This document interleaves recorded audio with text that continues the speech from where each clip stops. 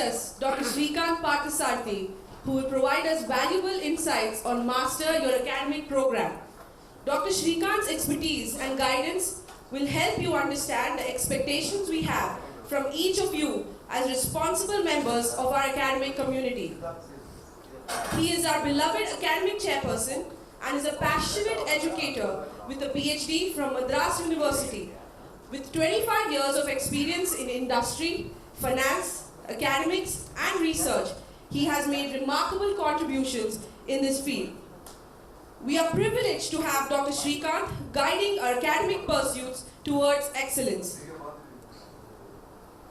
Dr. Shrikant Parthasarathy's talk on Master Your Academic Program focuses on empowering students to take charge of their academic journey effectively.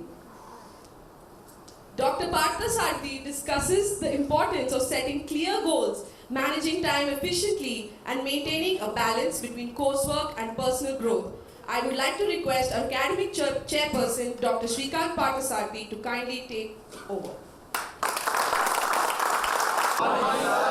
Actually, the guest is a little delayed, so I'll be doing my thing first. It will be for 15 to 20 minutes. What can you expect on the academic program? That is going to be my talk now. It's not a speech. I'm going to talk about generally what are you going to see in the next 2 years as the academic program is concerned. So the first thing, it's a 2-year program, you all know, and it's a trimester based.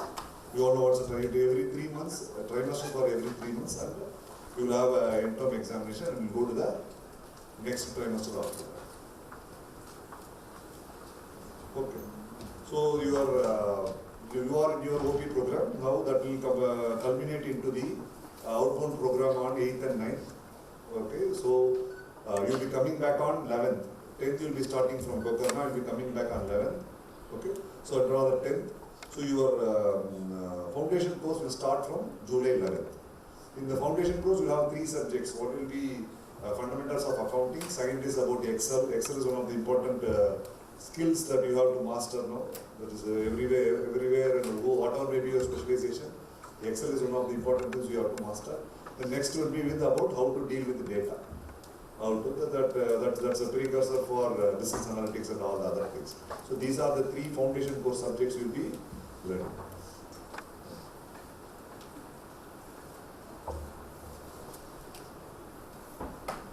So this is our plan for the 2 academic years. So the trimester 1 will start from August 1st and will end on October 12th. There will be an interim examination. We don't have a concept of midterm examination. Actually, there will be internal evaluations and interim examination. So your trimester 2 will start from October 14th, will end on December 31st. January 2nd to February 20th will be a 3rd trimester. From March 1st to June 30th, you will go for a 4-month summer internship. Then when you will be coming back on July 1st, as your seniors have come back now, and they are managing this orientation program. Similarly, you also will return back and you will be the people who will be managing the next year orientation program. So your 4th trimester will start from July 1st and it will end on October 7th. So 5th trimester will be October 10th to December 26, 2025, and March 20th, 2026, your PGDM program will end. Is it okay? This is the plan or academic plan for the next 2 years as far as the 24-26 batches concerned.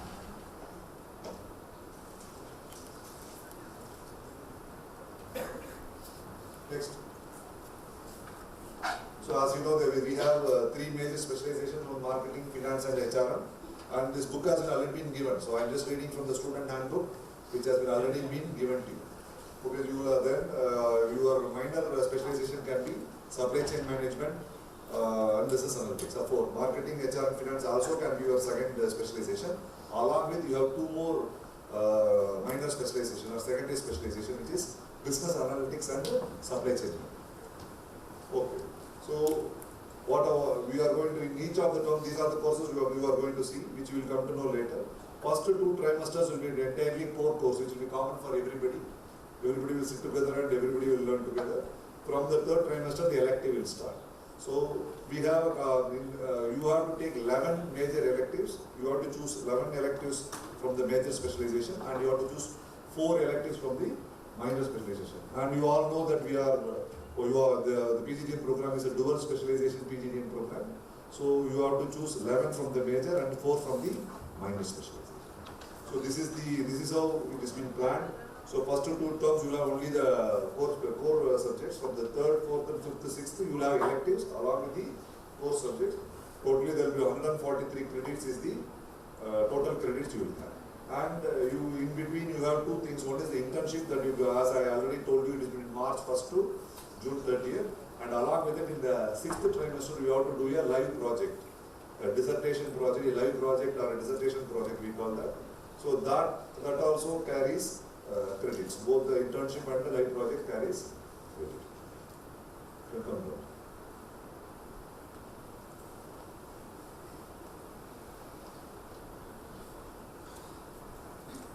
Okay, these are, anyway, you can see in your student handbook, these are some of the core subjects you are going to see. So the core subjects will consist of all the core subjects from all the specializations. In finance, you will have accounting and financial management. In marketing, you will have marketing and marketing 2. In HR, you will have organizational behavior 1 or organizational behavior 2, human resource management. In business analytics, you will have introduction to business analytics. For supply chain management, you will have operations management, supply chain management. So all the electives everybody has to learn in the first 2 trimesters. Okay, then you have to, at the end of the 2nd trimester, you will be asked your choice of your electives, major and minor electives. So from the 3rd trimester, you will choose your major and minor.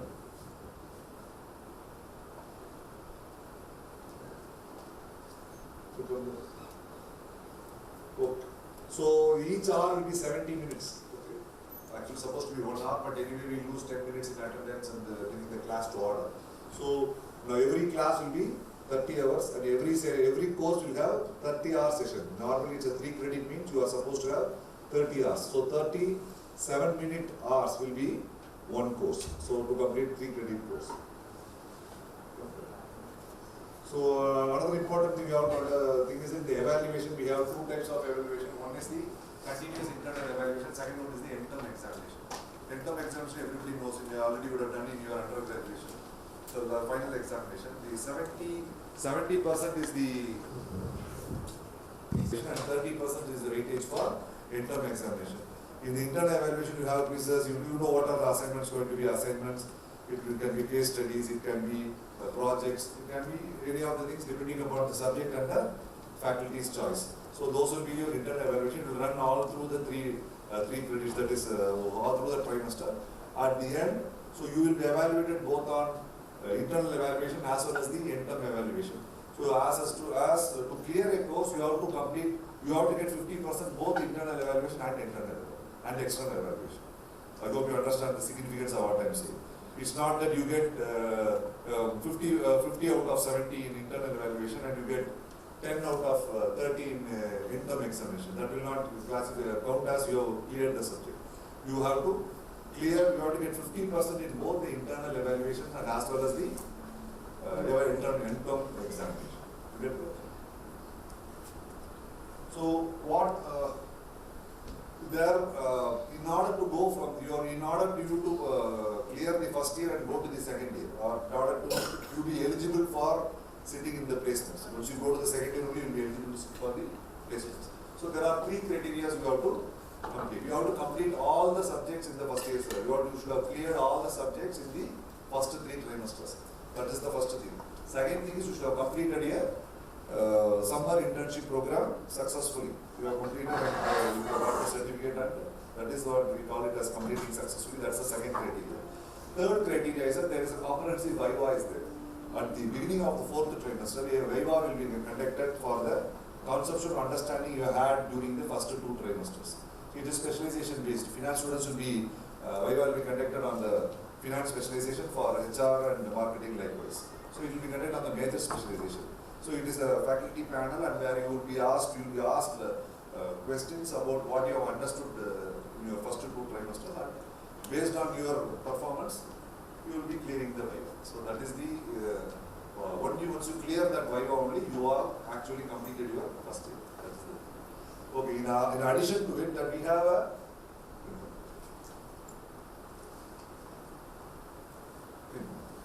so the grade grading system is like this. Our grading system is a 6-point grading system.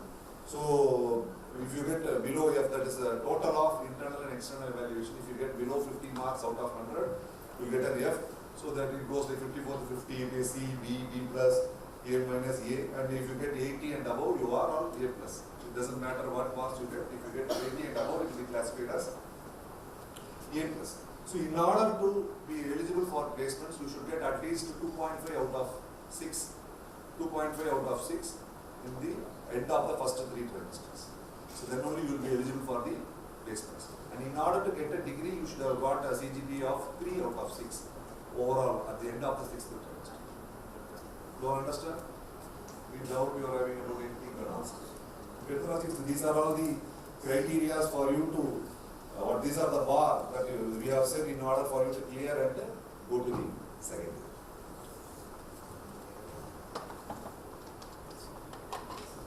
Okay, the examinations, of course, only the interim examination, like a common university examination, will be in a common place and everybody will sit. But all other assessments are given by the faculty in the classroom. So that is the way it is. And regarding the attendance, so it is not like your undergraduation where you can choose to come, not to come. There is no choice for you to come and not come. It is not that you are all going to come from some place where you won't be able to come, or you are not well, so that you won't be able to travel. So the ladies' hostel is just 1 floor above the classroom, and the boys' hostel is only 50 meters from the classroom. So even if you are not well, even if you can't attend, you have to come to the class. There is no excuse. Attendances will be strictly monitored. Strictly means strictly. So you will understand what I actually meant by strictly there. So we have a what policy can I say? No nonsense policy as far as attendance is concerned. Okay, you can ask your senior students, and they will tell you what has happened last year. Okay, so attendance is one of the important things we think. And if you are not well, there are 2 doctors here. Okay, one is me, who all the medical students, if you are not well at 9:15, should be available in the room, and I will do a checkup and give you a certificate whether you can attend the class or you cannot attend the class. All the girl students should go to Professor Elizabeth, and she is the doctor for you, and she will say whether you people can attend the class or not attend the class. So it is our attendance thing is like that. Then I talk about the discipline. Of course, you can leave, it's a normal thing. Okay, so whatever it's common sense. So I need not explain about what should be the discipline. And we have a strict policy as far as the dressing is concerned, dress code is concerned. For each day we have a dress code, and students are expected to follow it. There will be a couple of days you have to wear your formals, couple of days you have to wear your, what do they call that? Smart casuals. You have to wear your smart casuals. And a couple of days some other dress like this, something like that, and it has to be followed. And on all your OP formals or normal formals, it is, we expect formal wear. We don't expect t-shirts and all those things. People will come in formal wear. So these are the things.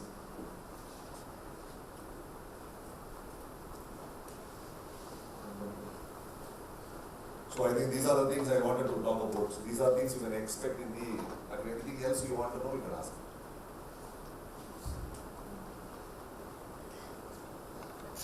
Summer internship project is based on it.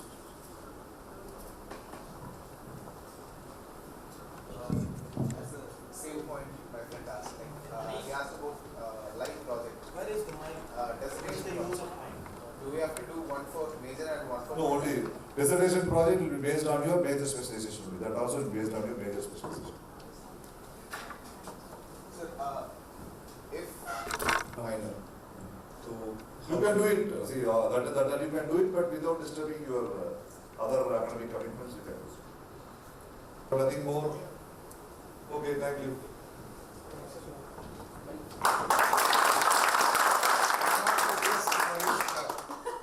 And after that, And ask your question. Not Okay? like this. It's like should be this, not like. Raise or stand up.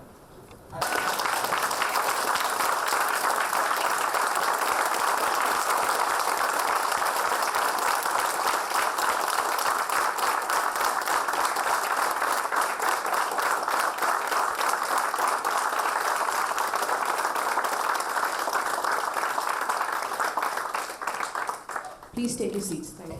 With new day comes new strength and new thoughts.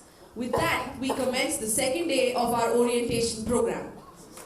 A warm welcome to you all to the second day of the orientation program for batch 24-26 at ISB&M Bangalore. It is with immense joy and anticipation that we come together today to embark on a journey of learning, development, and transformation.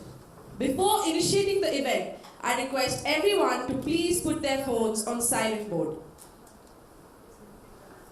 Thank you. Today, I, Shelley, And I, Shelley, along with our co-host, Ms. Arni, take the honor of hosting this orientation program. On behalf of our founder president, Dr. Pramod Kumar, our director, Dr. S. Jayaraman, academic chairperson, Dr. Shrikant Parthasarathy, chairperson placements, Professor Elizabeth Matthew, the faculty, staff, and students, we are delighted to have you all join us for this event. Allow me to introduce Mr. Siddhartha Das, Head HR Operations, Reckitt, who is distinguished HR leader with over a decade of experience in HR operations, consulting, and program management. I request the technical team to now play the corporate video. On to the dais.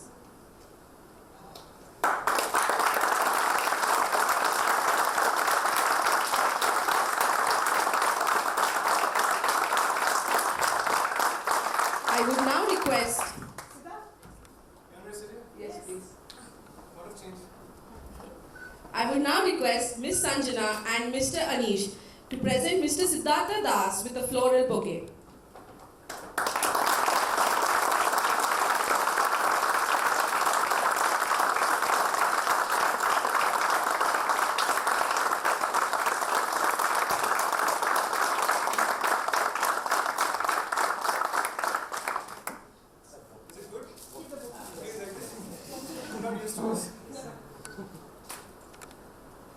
Prestigious certifications such as HR 40 under 40 and HR 100 under 40 Future Human Resources Leader. Fluent in multiple languages, he excels in engaging diverse global teams and stakeholders. He is the head of Human Resource Operations, Global People Services at Reckitt, where he oversees talent management, organizational culture, and employee experiences across international functions. previously at Walmart, he led transformative HR initiatives, optimizing operations and achieving strategic goals. He also founded Chase 180, a platform for web content and podcasts, showcasing his blend of HR expertise and digital innovation. He holds a postgraduate diploma in management, human resources from the Institute of Management and Information Science, Bhubaneswar, and a Bachelor of Commerce from Guwahati University. His journey exemplifies strategic leadership, innovation, and dedication to HR excellence, making significant contributions to global HR practices and digital media integration. Let us give a warm welcome to Mr. Siddhartha Das as he imparts his wisdom upon us.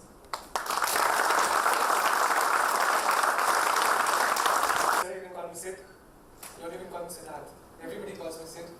Even my, I think only my parents call me Siddharth. But thank you so much for having me today. This is my first on-campus connect post-COVID. The last one was during COVID when things were shut, colleges were shut, and everything was virtual. I've been told I have around 45 minutes of time to speak to all of you. First of all, extremely thankful to the comments. You can say your dean, your president, your esteemed teachers who thought that I should be here. I don't even know if I really belong to be here, if I've done enough in life to be here, but it's my pleasure to be here. What I've tried to do is, I spoke to Ayushi when she picked me up. Where are you? Okay. So she was there in the morning around 8 o'clock to pick me up today. And I asked her, how do you want the entire 45 minutes to be spent? She said you can break it down to Q&A and also you can probably share some stories. It's audible properly, right? Because when I move like this, it's audible. I'm going to move this a little bit more. For around 15 minutes or 20 minutes, I'll share some of the things which I have which I was supposed to do in life, but which I did not do. And I have no regrets. I'll talk about that. And I'll open around 30-35 minutes for all of you guys to ask me questions. Because I'm sure you have questions which you would like answers from. Right? Yes, sir. Yes, everybody can give gyan, and everybody likes to talk, but I'll do the reverse. Okay. So I was born in Calcutta, and I was raised up in Guwahati, small town. I'm a guy from a small town who had big visions. I always wanted to work in places like Bombay, or probably Bangalore, or Delhi. These were the three places I wanted to work. And the good thing was I studied in a good school. I passed out from normal school, and I could see that all the seniors are going abroad for their engineering, or they become doctors and all that. And I started doing something similar. And post my graduation, I moved to Delhi. I was the only one from my batch who ran away to Delhi because I wanted to join somewhere and learn something. I joined a recruitment company called Elixir Web Solutions. Okay, I was the youngest in the team, was 20-year-old, fresh from college, fresh from the oven, and anybody can make me a bakra. So, luckily I worked with good people. The bosses were amazing. They were ready to help. I'm still in touch with my first manager, right? And who has left corporate now, and he himself is a co-founder of the company now. I worked there for a year, and then I moved out. Then I did my MBA. I did my MBA out of pressure. I didn't want to do my MBA from where I did my MBA. And I'll tell you the story. This is important. We always sometimes think we'll study from here, or we will crack this entrance, and we will probably, if I get to study in FMS Delhi, or we always try. But then a lot of us, we don't land. And I've seen this often. People think I'm not from a good B school. Never ever bring that in your head. Always remember where exactly you are right now at this point in time is where you belong in your life. And I was told this sentence by one of the senior directors in Walmart in 2021. And I'm still in touch with her even after leaving Walmart. And I asked her this question, why do you say that? And she said that, Sid, you can actually take a different route, but you will end up coming to the same place where you're actually supposed to be. That's called the beauty of time. So wherever you are, give value and respect to that place, to that moment, because you are already part of it. So that's exactly what I did. I had initially gone to Delhi, then I'll work for 3 years, and then I'll do an executive MBA course from India and Gurgaon. Didn't happen. Nothing happened. Not even closer to that. I ran away from there again, listened to my dad, came to Bhubaneswar, and did a MBA there. Again, before the campus placement, I ran away. I again went to Delhi. Because something that was with me, that I really want to work in Delhi NCR. Because that place has got some charm. Gurgaon was an upcoming city and all that. And I did not crack the interview. I was there for a week. So what I did, I borrowed money from a professor. I borrowed 3,500 rupees from my professor. I didn't have money. It was the end of the month. I said, I want to go to Delhi. I want to give interviews. He said, you're crazy. I said, yes, I am. And I went, gave interviews. I did not crack any interviews. And I was boarding the train coming back to Bhubaneswar, and I was in Hazrat Nizamuddin station. I saw a bookstore from the window. I got down and I bought my first book in my life. That was my first ever book. I'm not a reader. The name of the book is 5 Point Salman. The book which became 3 Idiots later on, right? By Chetan Bhagat. I finished that book in 8 hours straight. I don't know what happened to it. I liked the book. After that, I did not read any book after that. But what happened between finishing the book and from the time I bought the book? I got a call from a consultancy, and this person said that you had dropped your resume and we liked it, we would like to offer you something, and how about we take an interview? And I had my first interview in the train, 7 days in Delhi, nobody called me. I am coming back to Bhubaneswar and I have my first interview call, and the train is about to start. I might even lose my network. And what I lose, I had a prepaid mobile phone. I lost 111 rupees which was there in my balance. And there was an uncle opposite to me. He was very kind enough. I asked him, can I borrow your phone? I just had to call my friend and ask him to recharge my phone. He said, of course. I borrowed his phone and I called my friend. And you know how the hostel conversations are. He abused me. He literally tells me, month end है, पैसे नहीं है, तो recharge कराने के लिए बोल रहा है. So the translation is, it's month end, I don't have money of my own, you asked me to recharge your phone. And I said, can you get it done 3:33 this time? He said, are you mad? I just said I don't have money. So he got my phone recharged, 333 rupees. I called this person back in Gurgaon. I have my interview done. I get the offer on the train. Bollywood movie? Almost? Yeah, probably someday I'll make a web series out of it. I come back to my hostel. I don't see my friends. None of them are there. I go to sleep around 7 o'clock, 7 to 9 I sleep, I wake up, I call my friend, they said, we're in the campus. What are you doing in the campus? We have got placement. We have got future group who has come to campus. I said, it's okay, I have a job. I was showing off, I have a job. And my friends, they tell me, the beauty of campus placement is different. You should definitely try. I said, but it's in Delhi. I already have a job in Delhi. They said, you should come here. I said, don't miss it. I said, okay.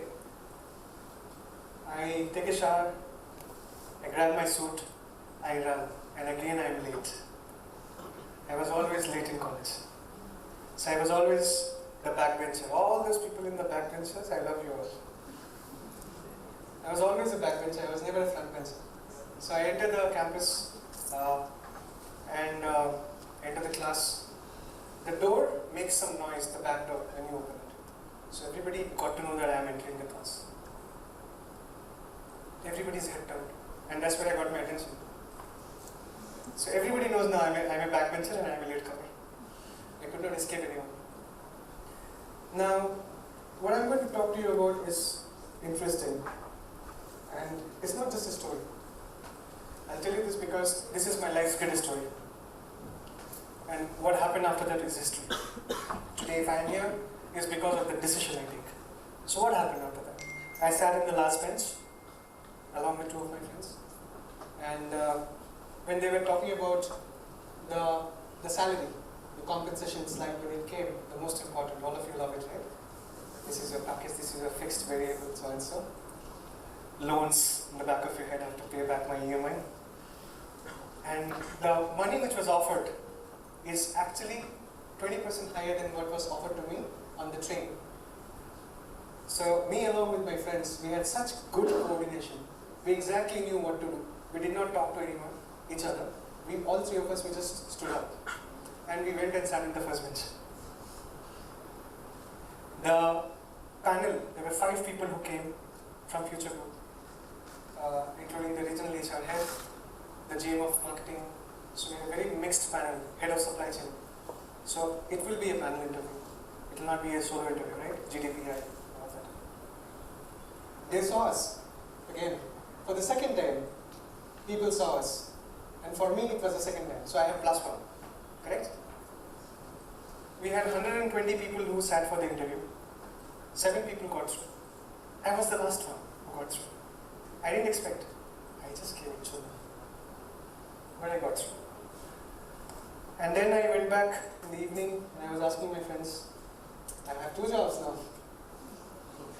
Some of them were waiting for 2, you can say, treat from me. Some of them were upset because not everybody around you is going to be happy when you go to corporate, when you grow up. I gave them treat twice. And eventually I called up the recruiter from Delhi.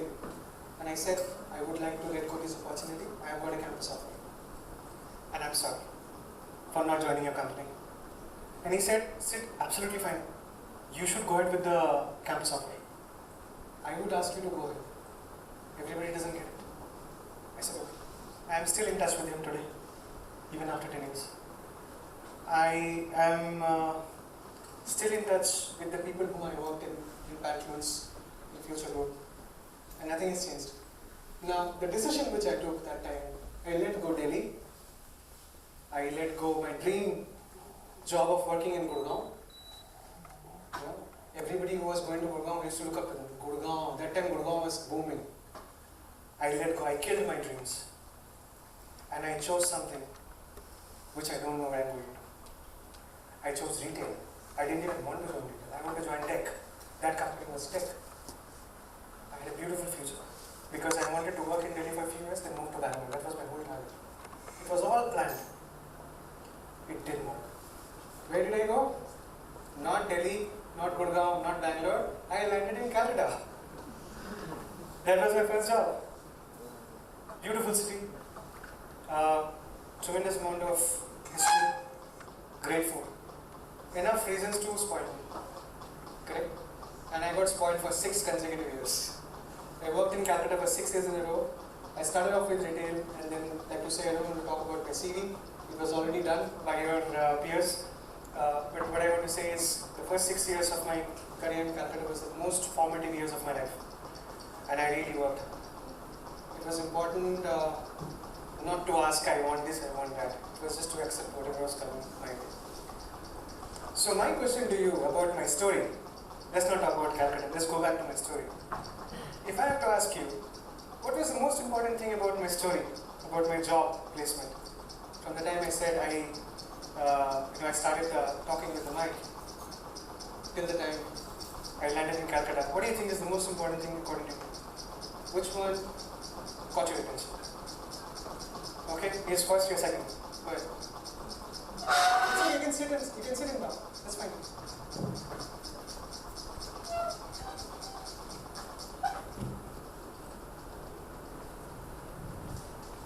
Hello sir, good morning. Myself Prashant Verma. Opportunity and you didn't stick in your plan rigidly. So because of that you always got the better options what you have planned before. Partially correct. My point is that you planned everything, but your plan failed every time and didn't work, and you end up doing something else. Yeah, correct. Absolutely right. That's one of the things. Absolutely. Anybody else wants to give it a shot? I learned from the story that go with the flow. Grab every opportunity you get, don't miss it. Even you have a backup plan, even you have a plan A, B, don't miss that opportunity. Just grab all the opportunities, and after that, estimating all the pros and cons, you took your decisions by consulting everyone. Correct. As you said earlier,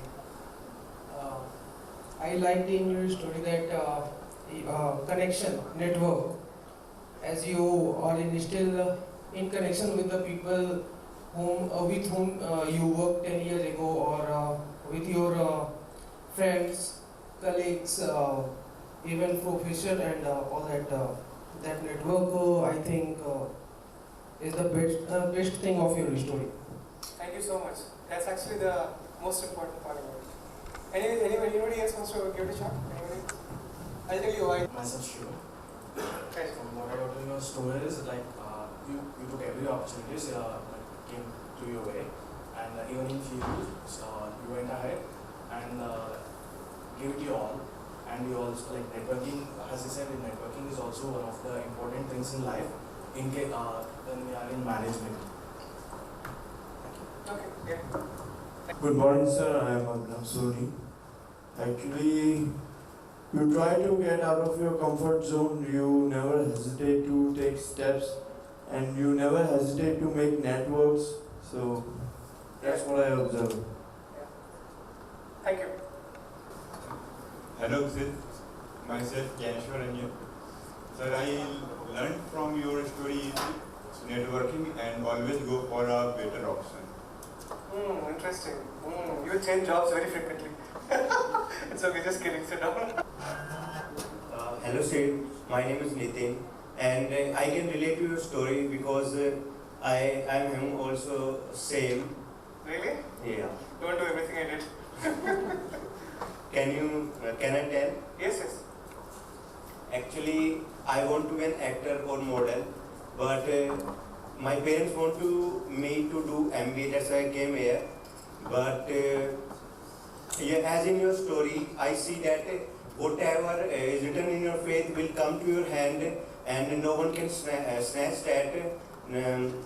In my story also, that I want to be an actor and model, but here I came for MBA, and maybe it is written in my faith, that's why I'm here. Do you like this institution? Yeah. Don't worry, everything will be fine. Might sign you yourself for their branding activities. This has happened in the past. There are many companies, many stories. If you go to Google and check, you'll find. People used to work for certain companies, they got hired. If you look at some of the people who work for Louis Vuitton or any of those fashion brands, you'll come across such kind of stories often. Most of the people in France who became models, they were actually part-time workers in those companies before. So don't give it up. Just continue the way you're focusing on. Whatever you're doing right now, make sure that is 100% finished properly. Don't give it mid. Yeah, definitely. Yeah, because that needs that respect. Okay, good. If you ask me, yeah, sorry. No, I'm just conscious of time. Yes. I've got time till what? My name is Unnati Mehta. What Mehta? Unnati Mehta. Unnati Mehta. Beautiful name. Okay, go ahead. As you shared that you have planned something and you then landed up something, then I also have same story. Like I had planned that I want to become a doctor, but then something like I couldn't crack entrance exam. Then I landed up like MBA. But there is some insecurity that कि मुझे ये करना था लेकिन मैं ये कर रही हूँ. तो how did you tackle this? I want to that कि कैसे इसको tackle कर सकते हैं? वो insecurities जो कहीं ना कहीं रह जाती है कि हाँ आपको ये करना था लेकिन ये. See, I can guarantee you, all of us in this room have got insecurities. Everybody. And that's a part of our DNA. Correct? You cannot be confident all the time. You believe in these superheroes? Yeah. It's making some noise. Yes. Have you seen the movies? Did you see insecurity in their face in some of the scenes? Even they are insecure. So insecurity is a part of your life, of the way you are. You are built that way. What you have to do is, you have to not dwell on it. You have to accept your insecurity and you have to start working on it. Some people have got insecurity about speaking in public. Yeah. Do you know how scared I was when I was a kid? Yeah, I also scared like public speaking. So when I was a kid and the first time my dad asked me, why did you participate in this debate competition? I said, I don't want to argue with people. That was my answer. My dad said, you don't have to argue with anyone. You just have to talk about a particular topic. It's an extempore speech. I said, I don't like people staring at me. And I was extremely nervous. And I think I was like this till class 7. I was very scared. I used to get shivers, my hands will freeze. I will repeat the same kind of words. There was a time when I went to MBA college, let me tell you this. Forget about class 7. In my first term in my MBA, when I was asked to talk about a particular topic, and it was a communications class, the word particularly was used by me 112 times in 20 minutes.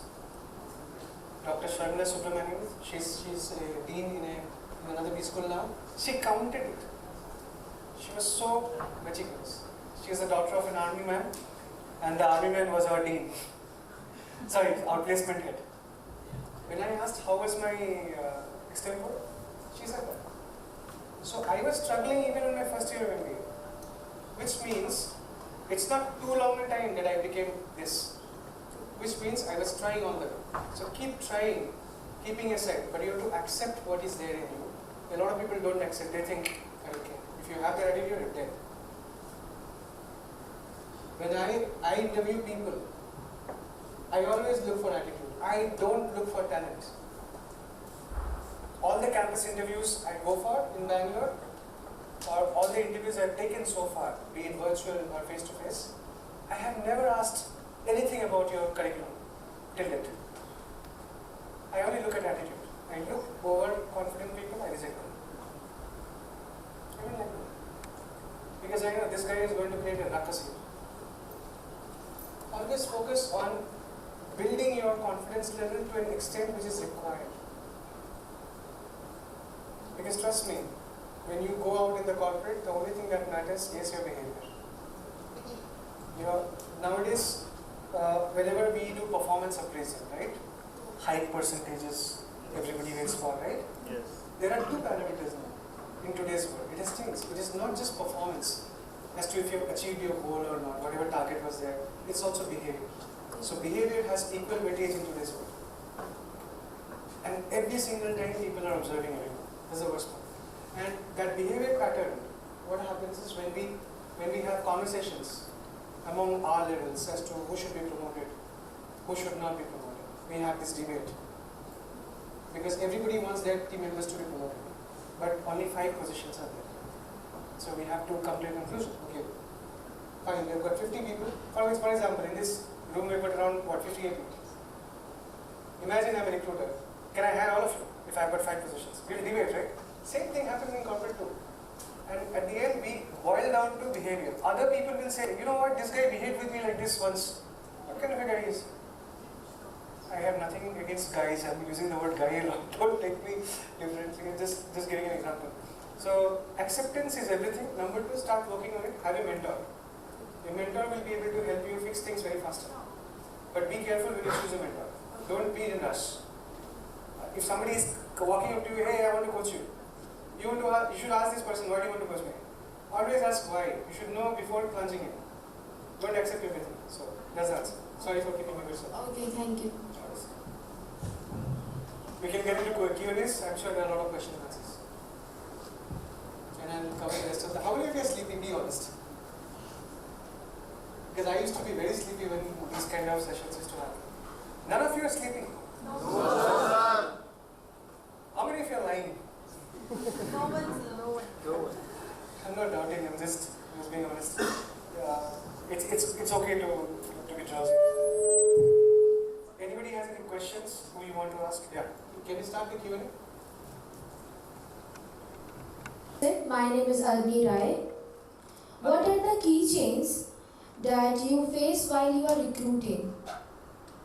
What are you are recruiting? So, I faced 2 types of challenges, and one of the challenges is still there. One is virtual. During COVID, you can sit down. And during COVID, we had everything virtual, right? You know, I face-to-face conversations. So it was very difficult to. There was this candidate I was interviewing, and I asked her, "Can you please come on camera?" She said, "I cannot come on camera." I said, "Is there any specific reason? It's very personal." The moment someone says it's very personal, you have to be very careful. You cannot cross the boundary. You cannot ask too many questions. So I took the interview. I did not ask her to come online.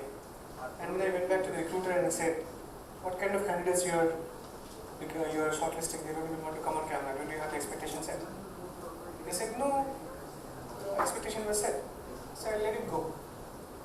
That was one of the challenges because during COVID, a lot of hiring happened like this, where somebody else gave someone else's interview. Are you aware of this? Yes. Yeah. So background verifications, as of today, has changed. Yesterday I was in a conference for one of the background verification, it was a background verification product which came in the market. So I was attending that, and this question came up, that how do you legitimize these kind of verifications? How do you even know that the person who gave the interview is right? They have no, facial recognition is going to take center stage through AI very soon. Yeah?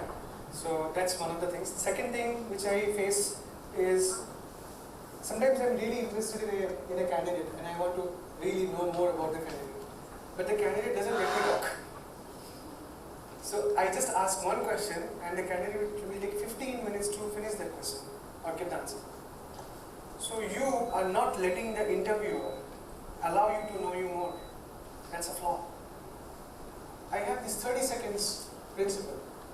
Whenever you are supposed to introduce yourself in any platform, be it your interviews which you are going to apply for, or in corporate when you get interacting with people and stakeholders, do not speak more than 30 seconds. No one likes to listen to you for more than 30 seconds about you. Otherwise it looks like blabbering. So that's a challenge. Number 3, I have 30 minutes for the interview, and after 5 minutes of that, I have another interview starting. This happens during campus interviews. And we see that I am not able to complete my interview completely because I have got to ask a few questions to rate this individual. That has happened because we have less time and more people scheduled.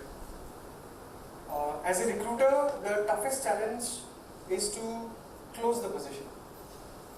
I have interviewed 50 people, but the position is still open. Trust me, right now at this point in time, I have an assistant manager position open for 1 year. Can you believe that? And every time talent acquisition team comes to me, I fight with them. And they have this meeting where they want to discuss about open positions. I don't go to the meeting. I stop going. I don't like wasting time. I think you know the answer. Fix it. Don't ask me to come and listen to you. What is the reason? I don't want to know reasons. The last thing is candidate dropouts. You remember my story? I dropped out, remember? Yes. From that offer? Yes. I faced that too. I have offered candidate, I waited for 2 months of notice period of the candidate. This happened to me 3-4 times. That's the same assistant manager position. And they did not join. And that position is jinxed, I think. So these are some of the reasons which has become a challenge. Did I answer? Yeah. Okay. Who's next? Okay. First you, next you.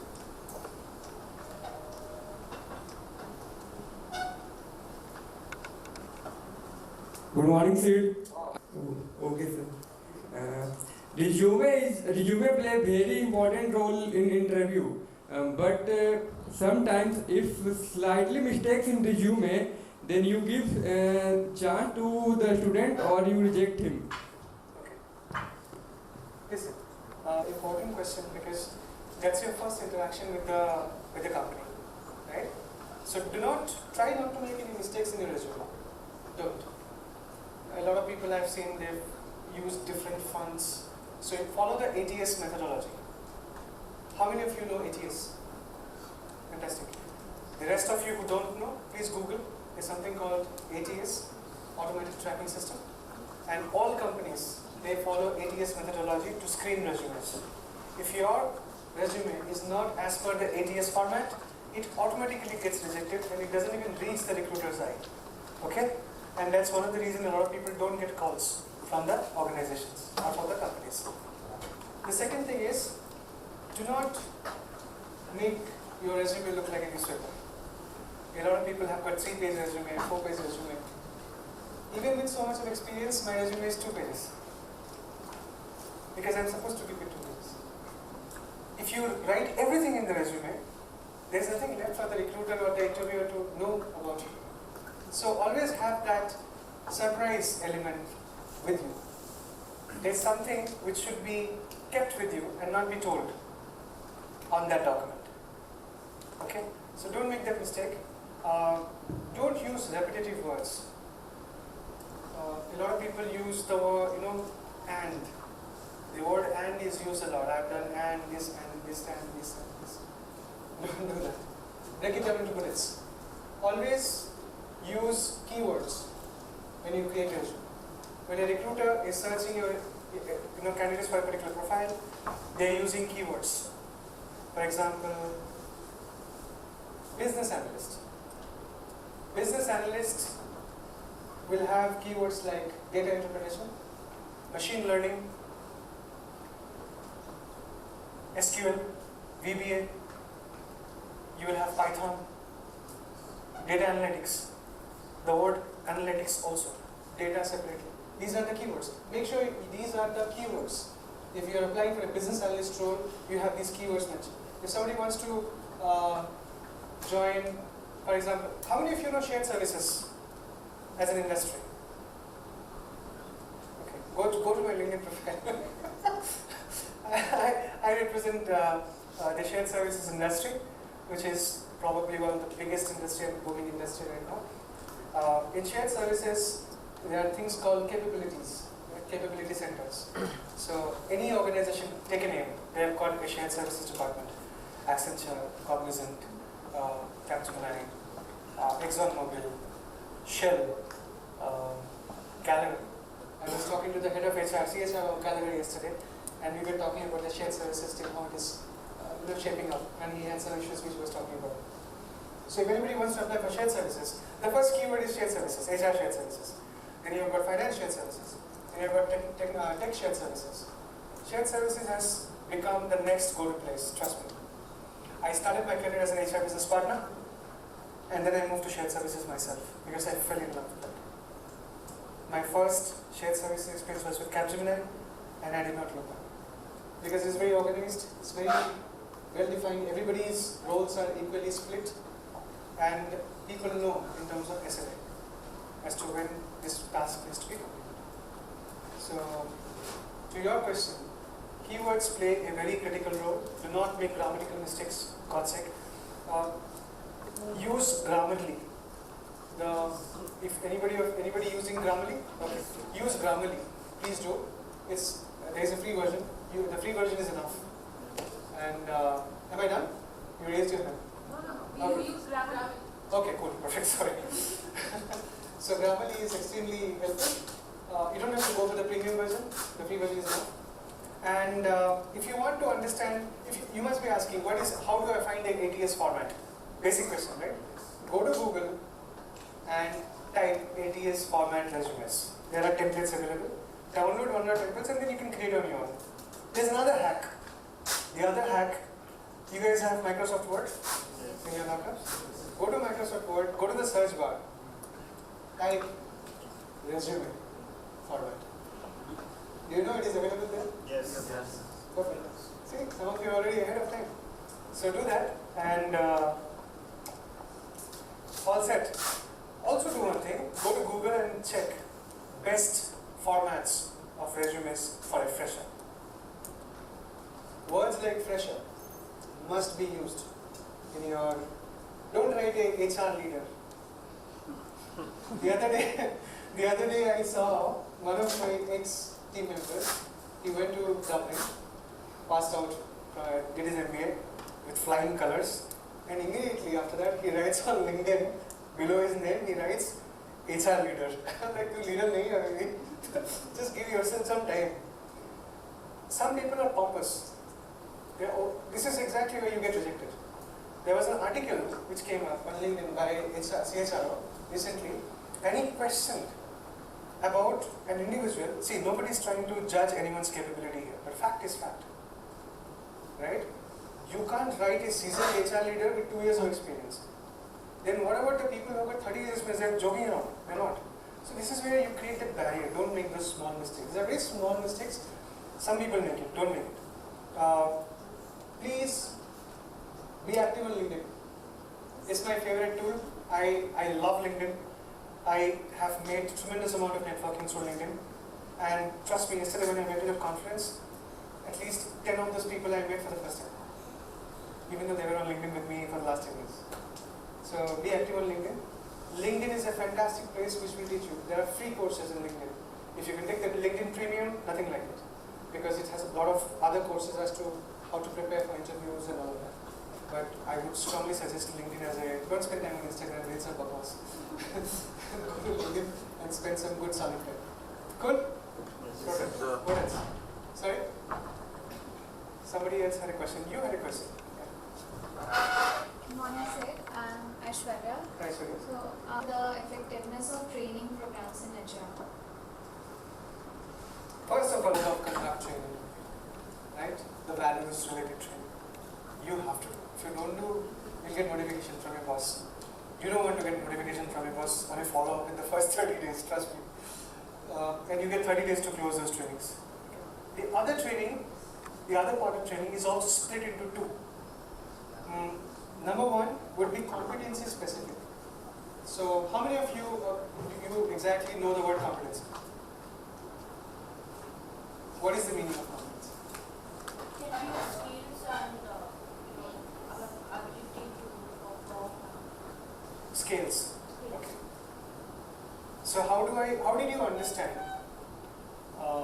that you belong, you're supposed to do an MBA? Only when you thought you're competent enough, which means you cleared certain steps and you're eligible for it.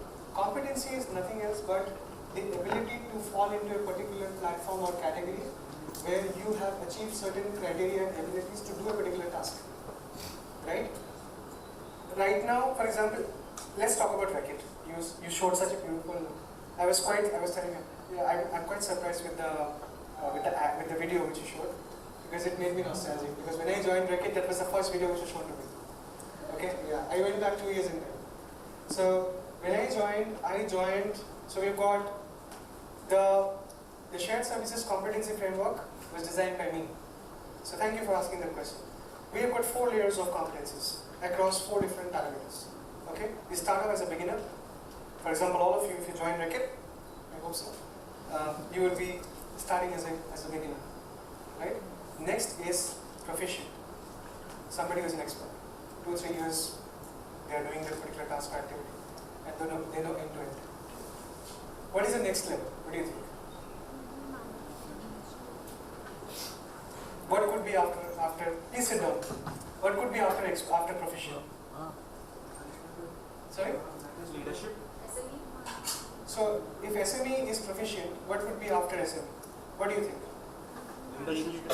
No. The next part is advanced. So advanced is basically a platform between a proficient person and a coach. So at this point in time, my proficiency level is a coach. I have been designated a coach. That's also because of attributes which I have displayed and the performance I have shown. Just because I got hired doesn't mean I can perform. I can be a very good person in an interview, but how sustainable I am depends on my performance, right? So my competency will keep on changing once I join the job. To your question directly, the reason why I gave you this background has my answer. So any training program which is subdivided into 2, I said, right? The first part will be competency based. Like you are only supposed to, so when you come to Reckitt, you will get a page to fill up. It's a format, template, which we have designed, and you have to mention what all tasks you do. And it's AI blended. It will automatically tell you your competencies are these. Then you have to sit with your manager and discuss and say, I don't agree with these. I am also more competent. This is not showing everything. Once you have that discussion with your manager, they will agree to it and you come to a conclusion. Finally, your role competency is created. Now the role competency will look at the second part. The role competency will automatically showcase you training programs which you must do to do your current job and also to do the job at the next level. Why are you standing from that time? Please sit now. Please give her a chair. So it allows you to do your BA. There's something called BAU, which is business as usual, we say, which is like you do every day, work is business as usual. That's a term. And if you want to move one level above, it will also start showing you training programs you need to do to go there. Once you do these programs, there is a survey questionnaire. You fill the survey questionnaire, it comes to us, and it's a very practical survey question. It talks about, did you learn anything from that? Would you like to recommend this course? Would you like to do this course again next time? Those insights are extracted in the form of reports and sent to us. And then the business analyst team in my team, they will see if this course is making any effect in the population who picked up this course. Now how do we know if it is making any effect?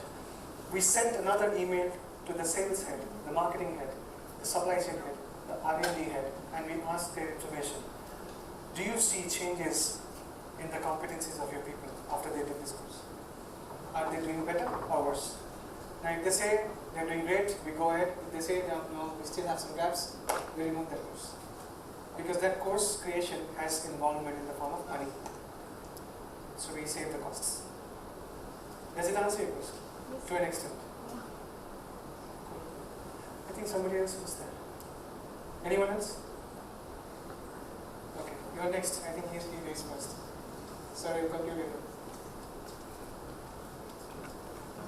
So during your recruitment time as an HR, have you ever met a particular student or who you feel are competent enough, but you are not satisfied with the performance in the interview? Will you give them any chances? Like, is there any incident? And if there is, there are many. There are many. Have you given any chances? Yes, I have. I have had many people like that who did not, and I like to see if they will really work. I did hire a guy who came from a vernacular America for an interview in Walmart. This person came from Accenture with 3 years of experience. Did not have a good it's a spoken conversation English skill. For me, it didn't matter. I knew I could coach him. And I coached him. I coached him for 2 years. Every single day. He reported to me. Today he's a people manager in Walmart. He's still there. Like that, there's another such case where somebody really needed this job because of certain reasons, and this guy was really good. And you can understand from when you talk to people, if somebody is really good, you get that vibe. I went with that vibe. I trusted my guts, and I thought I should give this guy a chance. Degrees, they're not everything. A lot of people have a lot of degrees in their CVs. Again, I'll quote Ayushi here, because we were talking in the cab. I gave her this example. Don't go and do all these random degrees from upgrad and all that. I have nothing against them. But do a course, only what you want to do with that. I always tell people, if you're doing a course, after doing the course, did you apply it anywhere? If you have not applied what you learned, what's the point of the certificate? It's a piece of paper. I don't care. But if you don't have any degrees, but you're still learning from YouTube, I've got a team member. He learned Power BI from YouTube. Today he is the head of Power BI in Reckitt, in my team. He moved out from my team and he moved to rewards and benefits because of the Power BI skill sets. Can you imagine? Competent men. How many of you want to be a competent men specialist? Compensation and benefits? Anyone of you? No? Okay. How many of you want to be a recruiter? No wonder you're working on your laptop. That's the life of a recruiter, guys, right there in the last bench. Okay, how many of you want to get into training and development? Learning and development, training and development. Don't be under pressure. If you want to, just raise your hand. Okay. How many of you want to get into global mobility? Do you know that team exists? Okay. Immigration, international assignments. That's a specific team. So there are many teams which is there. HR is not just about recruiting, onboarding, and training and development. There are many other teams, and it has exploded. And that's why I'm telling you, please try to understand and learn the shared services industry. It has opened new branches in HR in a big way. Cool? Perfect. Any other question? I can take more. I think somebody raised their hand from here. Yes.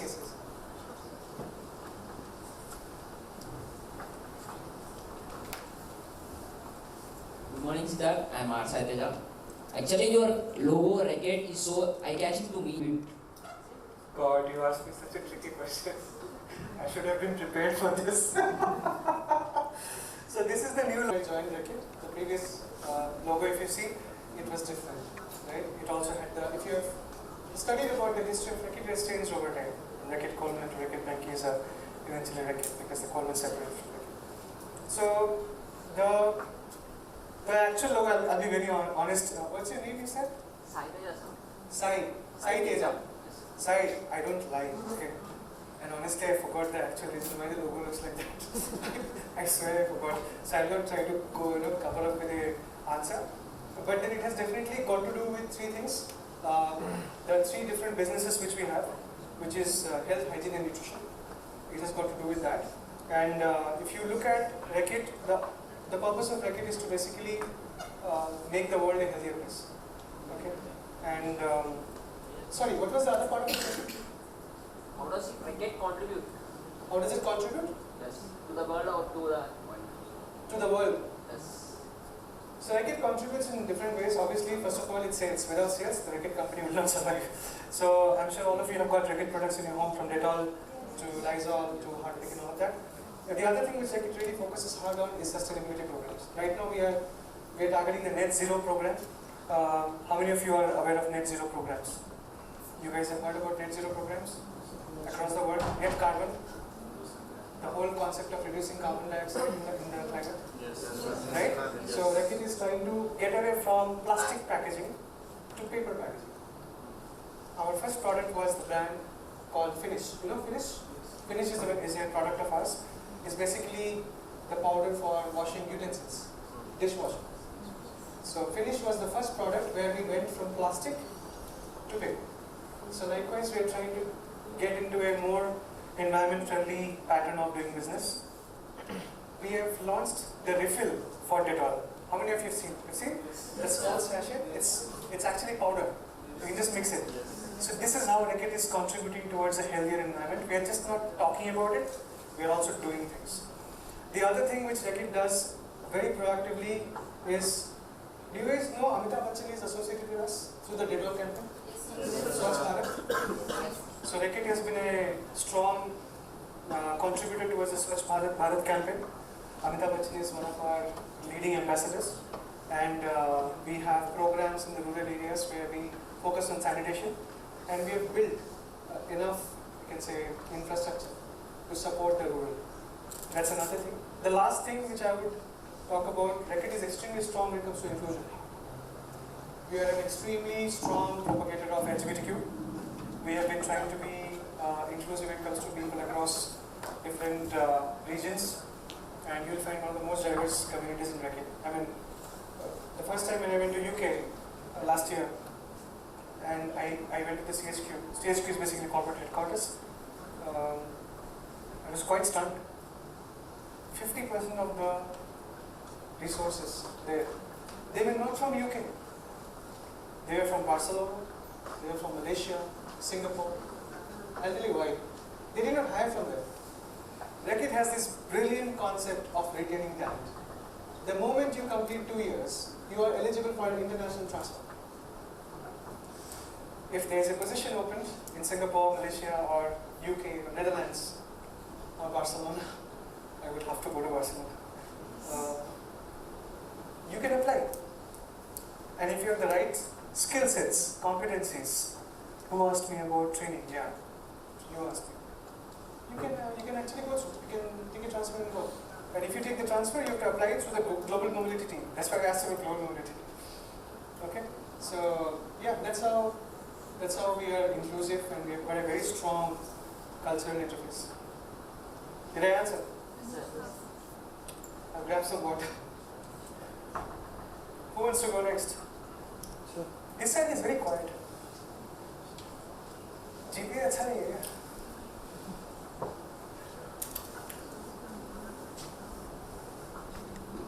As an HR, how do you help the new employees to understand the culture of the organization? And my second question is, what are the factors that plays the important role to convert our internship into the final call? Sorry, who can what? In our internship, how can we convert our internship into the final call? So the conference where I went yesterday, it was about integrating culture and new talent. It was about that. And we had around 40 odd CHROs, VPs, senior directors were there, all senior. Everybody gave wonderful examples, definition about culture.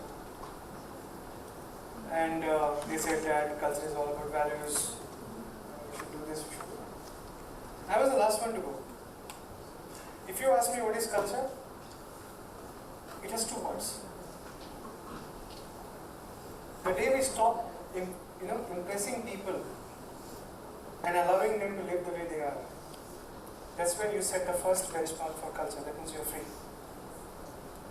Number 2 would be, culture is basically a mixture of set designated values in any organization and different behaviors which you guys bring in. All of you are different, right? If I have to hire somebody, wrap up, okay, and this is the last question. If I have to hire somebody, I will never compare you with someone else. I will only look at you. I think that's the most important part of culture. You should not compete with one another. I'm telling you this. Do not compete with one another in this room. Same thing you do when you go to office or when you join corporate. Do not compete with your peer. Only compete with yourself. You will have great friendship with your peers if you don't compete with them. You will not be bothered by anybody if they even poke you. If you compete with yourself, you will improve. You should always ask, what did I do better today compared to yesterday? Write it down in a diary. How many of you believe in manifestations? Keep practicing. That's it. Thank you so much. Thank you, Mr. Das, for giving us a window into your life experiences and your learnings. I request Ms. Sanjana and Ms. Shipra to kindly present the token of appreciation to Mr. Siddhartha Das. Or say.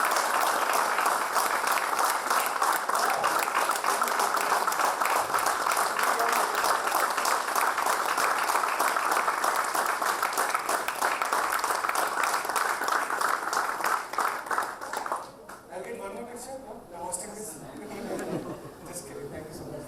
It's beautiful. What is that? Oh my God. Thank you.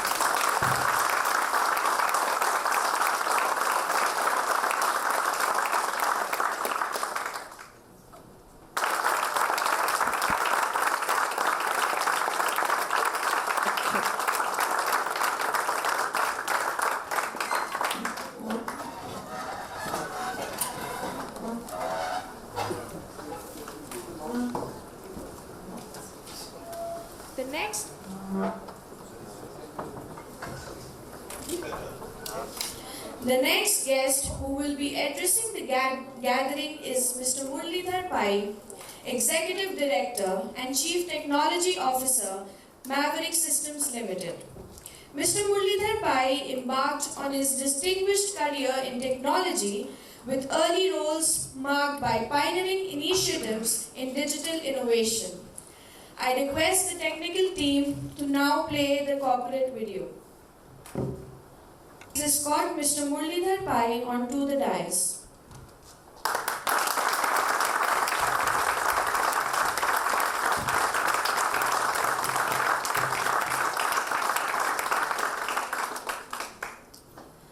I would now request Ms. Manshi and Ms. Sanjana to present Mr. Pai with a floral bouquet.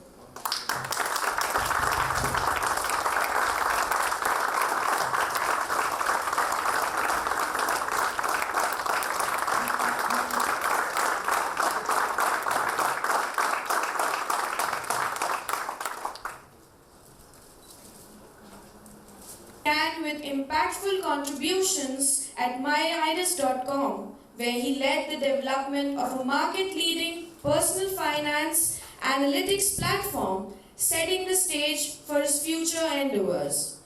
Transitioning to leadership positions at Ocwen and Altisource, Mr. Pai played a pivotal role in transforming mortgage servicing platforms, driving technological advancements that significantly impacted the industry.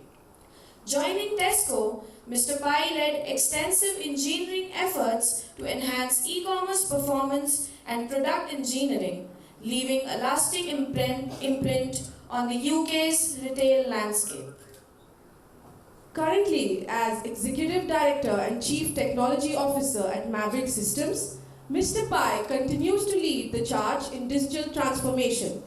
Under his stewardship, Maverick has expanded its footprint in the banking and fintech sectors, pioneering productized solutions that redefine customer service, digital operations, and regulatory compliance. Beyond Maverick, Mr. Pai is the visionary founder of Ganitham, a network of digital product professionals known for innovative solutions in digital intelligence and platform development. Mr. Muralidhar Pai blends theoretical acumen with practical innovation, positioning himself at the forefront of global technological leadership. His journey continues to inspire and drive transformative change across digital ecosystems, setting new benchmarks for excellence and innovation in the technology landscape. It is indeed our privilege to have you join us today, sir. I request you to please provide us with your enriching experiences. So I don't want it to be a monologue, right? So I was discussing with Marthand on the way, and one of the key things where most of you seem to be having, I don't know whether anxiety, inquisitiveness, interest is the entire space about LLM or generative AI or AI and what it means to all of us, right? As youngsters who are starting or about to start a career, this is the right time. So I know that there was some anxiety about some interview where a chatbot was taking the interview, it didn't get recorded. There was some these are teething problems. Okay, I still remember long back. I and Jay used to work together. This was even before Jay came on board. So we were trying to raise money. And first time we had put all the financial information on a laptop and technology was new. With great difficulty we got a audience with Mr. Deepak Parekh of HDFC. He set up the HDFC and we were very badly in need of funds. I trained, only 2 people were allowed, so I was youngster, I was not allowed, but I thought I had trained people to go and present it to them, and the luck will have it, they couldn't. And the meeting never happened, we didn't get money. So there are teething problems. But from that, 5 years on, through our platform, the same HDFC, their HDFC securities, when you go and search for a stock or when you try to get any financials, it was happening through the same platform. It was robust, it started working, right?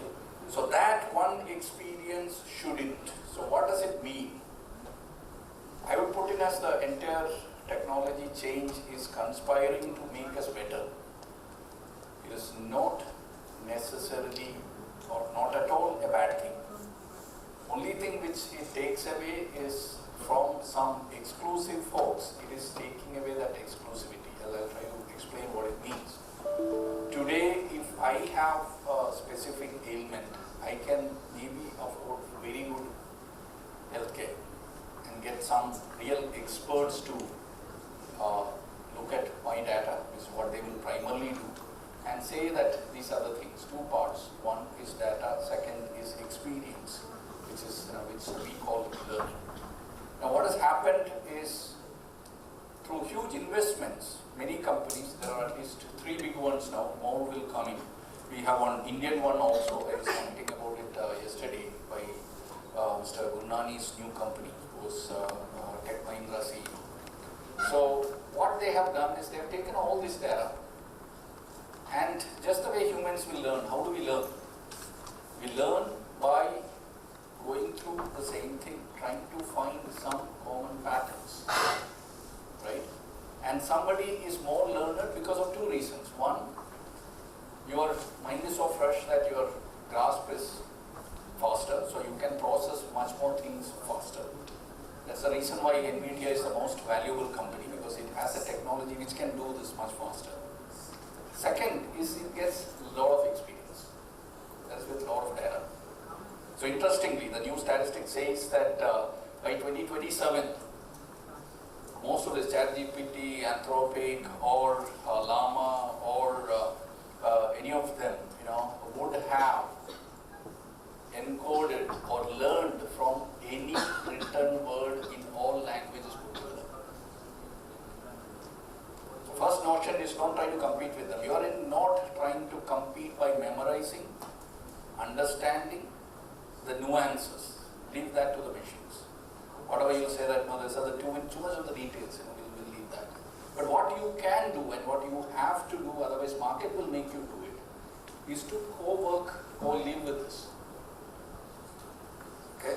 So I'll give my own personal experience. So after this thing, initially I also thought that this is one of those yet another fads which is going to go away. I heard about it, the entire euphoria in November 22, saying that, oh, ChatGPT has come, this can do various things. And initial reaction, I passingly looked at it, not okay, this looks interesting, a good toy, right? Then something came up and I didn't have people to work on it immediately, and I had to go back to the customer. I said, okay, let me take it. I started using it and started generating the code. The idea is that it generates 95 to cases 100% reusable code. Only thing is that you need to know what to tell it. Right? It is similar to if you are even going to a doctor, communication plays a big role. And asking the question or what is wrong with you, you should be able to explain with clarity. Right? Then you are going to get good results. Then I started extrapolating that too, and I do that, and I'm saying that it can for $20 a month, which is around 1,600 rupees. If you are trying to compete with it in coding, your salary will be 1,600 rupees. I don't think any of us are interested in that kind of job, right? And it's not 1,600. It might even, because it can do 10 of our jobs. Now the question which comes in, this is the part which you need to understand what it can do and spend time with it. It's not only coding. Coding is my domain, so I can easily relate to that. Try asking it questions in any of your programs. I'm sure your professors will not mind. I'm not asking you to plagiarize. Not to say that okay, I'll go to hit the next pub and then come back and in 5 minutes I'll turn in the work. But start asking the question. Whether it could be another thing which somebody was showing me, I am yet to do it, I'm trying to build that. Saying that, we were definitely discussing and I said that, okay, can it extract data and do some financial analysis? Right? What he did was he took financial reports of Apple and Infi, put them into that and said that, okay, viewpoint analysis. This is it's very involving. Some of you are trying to go deeper into finance or what it talks about each aspect of a company, starting with your operations, your ability to sell, ability to fund, cheaper cost of funds. So it will tell you where to focus. And especially if you're doing an industry comparison, then benchmarking, then you can maybe scale it down. If you can do the same thing for each of the SBUs and things like that. This used to take maybe 2 people in the organization to support multiple people. And they were just doing this. They had an Excel template and they were feeding in data and getting this. Going to go away. But what you need to understand is how these things can be used. Right? So, I was trying to relate to the same kind of things when somebody was introducing my IRIS, which was much earlier than its times. So we were using technology which was used by typical startups like Yahoo, or in those days AOL was big, which is gone now. Yahoo also is nearly gone. One took over the other, but they are still not surviving. But they were using some newer open source kind of technologies, right? This was in 2004 I came to Bangalore. I met a senior of mine who was in Infi. He was saying that, why are you wasting time with these technologies? Right? Why don't you get into Oracle Financials or SAP or any of these? And now I can send you to US. I'm not interested in going to US. And second thing is, I was not convinced that the older technologies are better than the new ones. Right? So initial tendency is you have put in maybe 18 years, 21 years of hard work into reaching where you are. Now somebody is coming back and saying that whatever you learned, it's not that critical, something is. So initial reaction is to wish it away. It's not going to, no, this is a fad, this is going to end. It is not. Once you add your 21 years of learning and pair with this, you are getting much better, and especially in complementary skills. Some of you might be very good in the finance, math, that aspect, right? Some of you might be very good in communication and would want to avoid anything to do with some of the other things, but you can complement. I request you to start doing this, either seek out your seniors, others in the industry, get a few problems and start addressing that with this, right? So this is better time to start a career for other reasons as well. When I was sitting where you were, and we needed financial data. There was no software which was available. There used to be, and many of you might not be aware, there used to be a Bangalore Stock Exchange near Cantonment, right? We used to go there, their annual reports of companies will be there, we will write it down, then bring it back, put it into, even Excel was not there, Lotus 1, 2, 3, you need to put it up and then data was not available. Now, in 2 hours, 3 hours, you can get entire financials of companies coming onto your desktop. Second, software was expensive. Now in open source, you have all of it. You need huge compute power available on the cloud. You pay as much as you use. Plus, the last part of the puzzle is coming together. You had all of this, but you didn't know how to use it. Now, if you go and ask, pick up any topic which you are not very comfortable and say that, okay, this is difficult, I cannot do it. Take the assistance of this and start doing it. It will be very interesting because it's no more a choice. Whether I want to use AI, I will use the traditional methods. No, if you're going to use traditional methods, there is a interesting caption. Many of you are social media active people. There's a photo which comes with the old Mukadalka Sikandar song of Amitabh Bachchan. Have you seen that? How many have seen that? It says that, value of brand, right? Only one brand survived. In the back end, there's a Premier Patni, is gone. When I was thinking about cars, Premier Patni was, and their place near to Kalyan in Mumbai was the place to be, right? Then there is a Bajaj scooter. Bajaj still surviving, Chetak, right? Not there. No. Bachchan alone survived, but that is also gone through. That therein lies the your inspiration. I still remember ABCL which came in, and then he going bankrupt. A big Bachchan fan. So and almost nearly ended his career, and then somebody got him into that ABCL where he betted the entire money. Then somebody got him that Kaun Banega Crorepati, and then he got back. Right? Those moments are going to be there. Multiple times now. My generation I was lucky that maybe 3 disruptions of that nature. But the technology taking pace. So one is, it is a technology which is coming your way. You need to ask what is there in HR you can do. Right? I'll give you use cases like, if you're in HR and you're thinking that, okay, I'm an HR BP. Okay, which is a typical role. I'll use maybe, more Bangalore, either IT services, not necessarily production-oriented organization, service organization, HRBP, in the sense that it takes care of employee well-being, which was primarily interacting with employees. They are distressed, they need to speak to someone and then find solution to the problem. Now, these things speak as good emotionally as well as various other things, and you can set it up, right? But it doesn't mean HR job has ended. No. It makes 2 things possible. You can address more often. You can get good quality data. You can do much more deeper work with that. Like that, in each of the skills, I told you about the finance part. Similar thing in marketing. You are trying to write a copy, or you are trying to put something out there in social media, getting people attracted and wanting to use your service. This can help again, right? And this is not going to go away. In fact, learning, because my daughter is in 12th and I'm trying to see, reduce stress and what is possible. I'm realizing, and kids are, kid is the father of the man, right? You can learn a lot from the kid. So, you start realizing that generation which you think you also belong, I also think you belong, but 6 years is a different species altogether, right? So, each of them are much better prepared for this change, and that preparing for the change is the primary learning which you need to focus on, right? Rest will follow.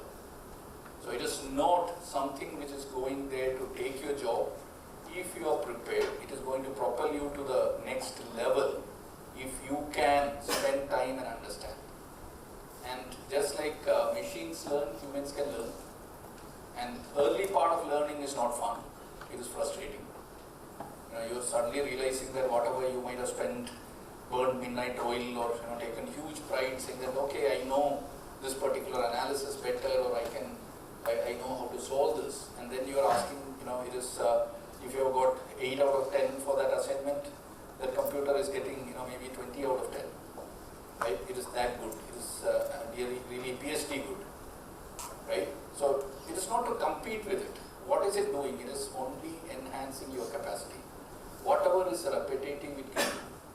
Start asking how you can do your job smarter, provided you had very intelligent, very hardworking, no ego attached flunk working for you 24/7. You will start taking your career to the next level. This is all I can speak. Now, any questions, specific, anything?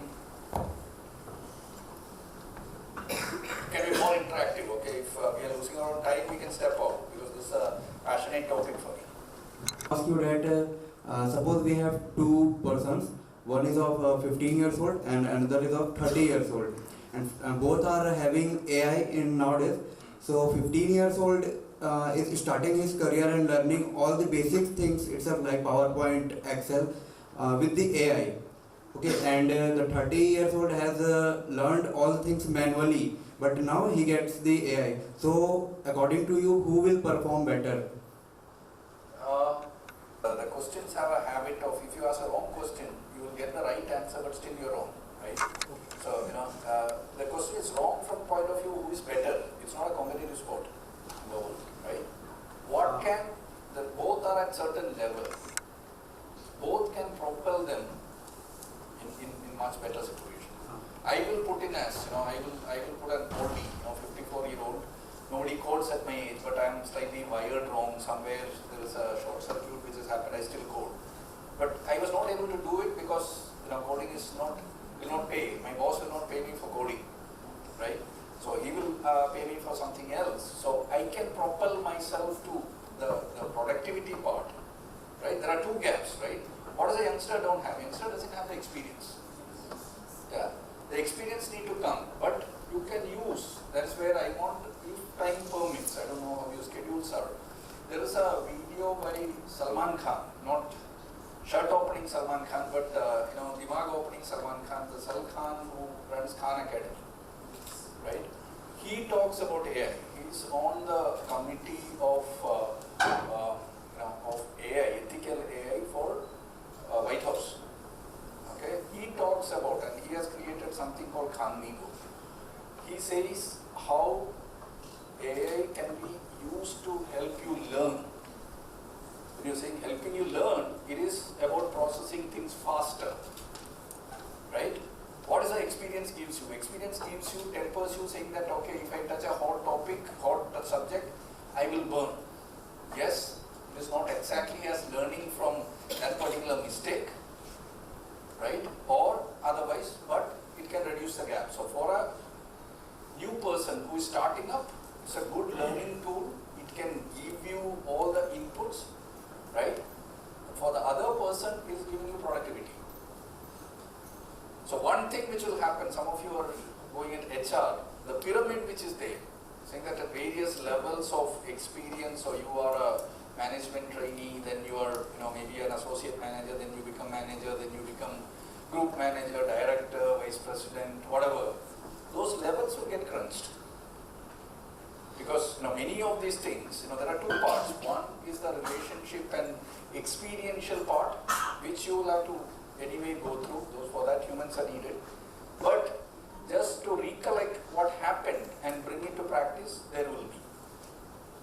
Sir, can AI affect that the imaginative skills of the youngster that like a 30 years old has done by himself different kind of things, but like a 15 years old has just searched or... So if I were taking this class, I will ask you to give you a task which a 13-year-old will do and ask you to come back and present your prompts and what ChatGPT, any of them.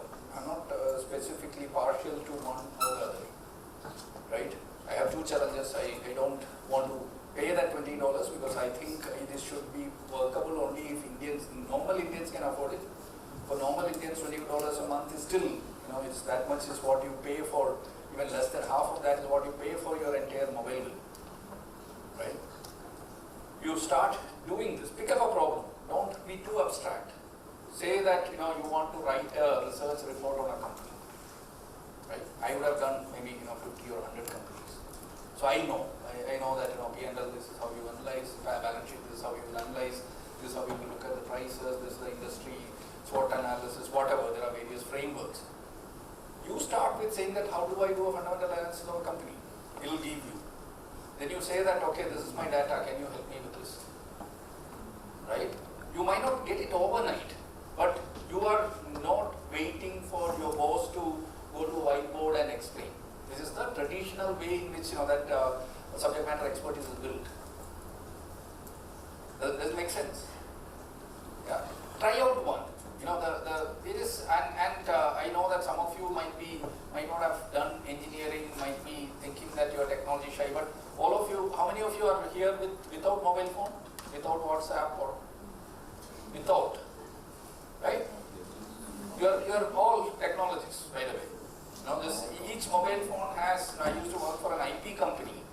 Each mobile phone, even if it is 3,500 rupee, entry level phone, has at least 55 US patents in them. So you're using a very sophisticated, more sophisticated than your mobile phone is your body. Rest everything is less sophisticated, including your car. Okay, your car has much less computing power than your mobile phone. Sometimes your laptop is less powerful than your mobile phone. So you're all technologists. So leave that saying that AI is only for people who understand, that umbrella handle put and call integral and things like that. It's not. It's for all of you. It is conversing with I wouldn't put it as an intelligent person. I would put it as a very memorable person, or a person capable of memory. You ask it in the right question, you will get. So first thing, that's why I said, if you are asking the wrong question, you will get the right answer for that question, but still you might not solve the problem. That's the part which you need to learn. Yeah? Anything else? No, thank you. Anybody else? Yeah? Good morning, sir. My name is Arni Rai. As you Get your name.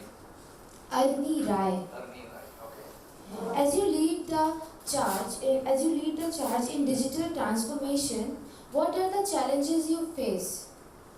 From many. Major challenges. Major challenge. See, 1, 2, 3 things. One is in each plane. We call it PPT, not PowerPoint. People, process, technology, right? And then you can make it an S, add to that, so PPTS as a strategy. There are people challenges. The one which all of you are currently overthinking is on the people side. What is going to happen to me? Nothing is going to happen to me. Okay, you are only going to do well. There is no technology which you will say. Drugs, apart from drugs, I don't think there is any technology which has made generations bad. Okay? People is a large issue. For simple thing, there are many organizations. One of the ideas of objectives or reasons for digital transformation is simpler, faster, cheaper. Okay? I'm taking from my ESCO days. Anything which we articulate or we propose or ask for budget, it needs to be simpler for staff, cheaper for the organization, better for the customer. So their abstraction is good, so that's why communication is a critical part, right? So that is the biggest challenge. Both sides, right? Either you might have put, many companies are, almost every company has a chatbot, right? The idea is they can reduce cost because typically for a US company to have one call to the call center being answered is around $5. Right? There's a company in Bangalore called 24/7. They do one chat hit.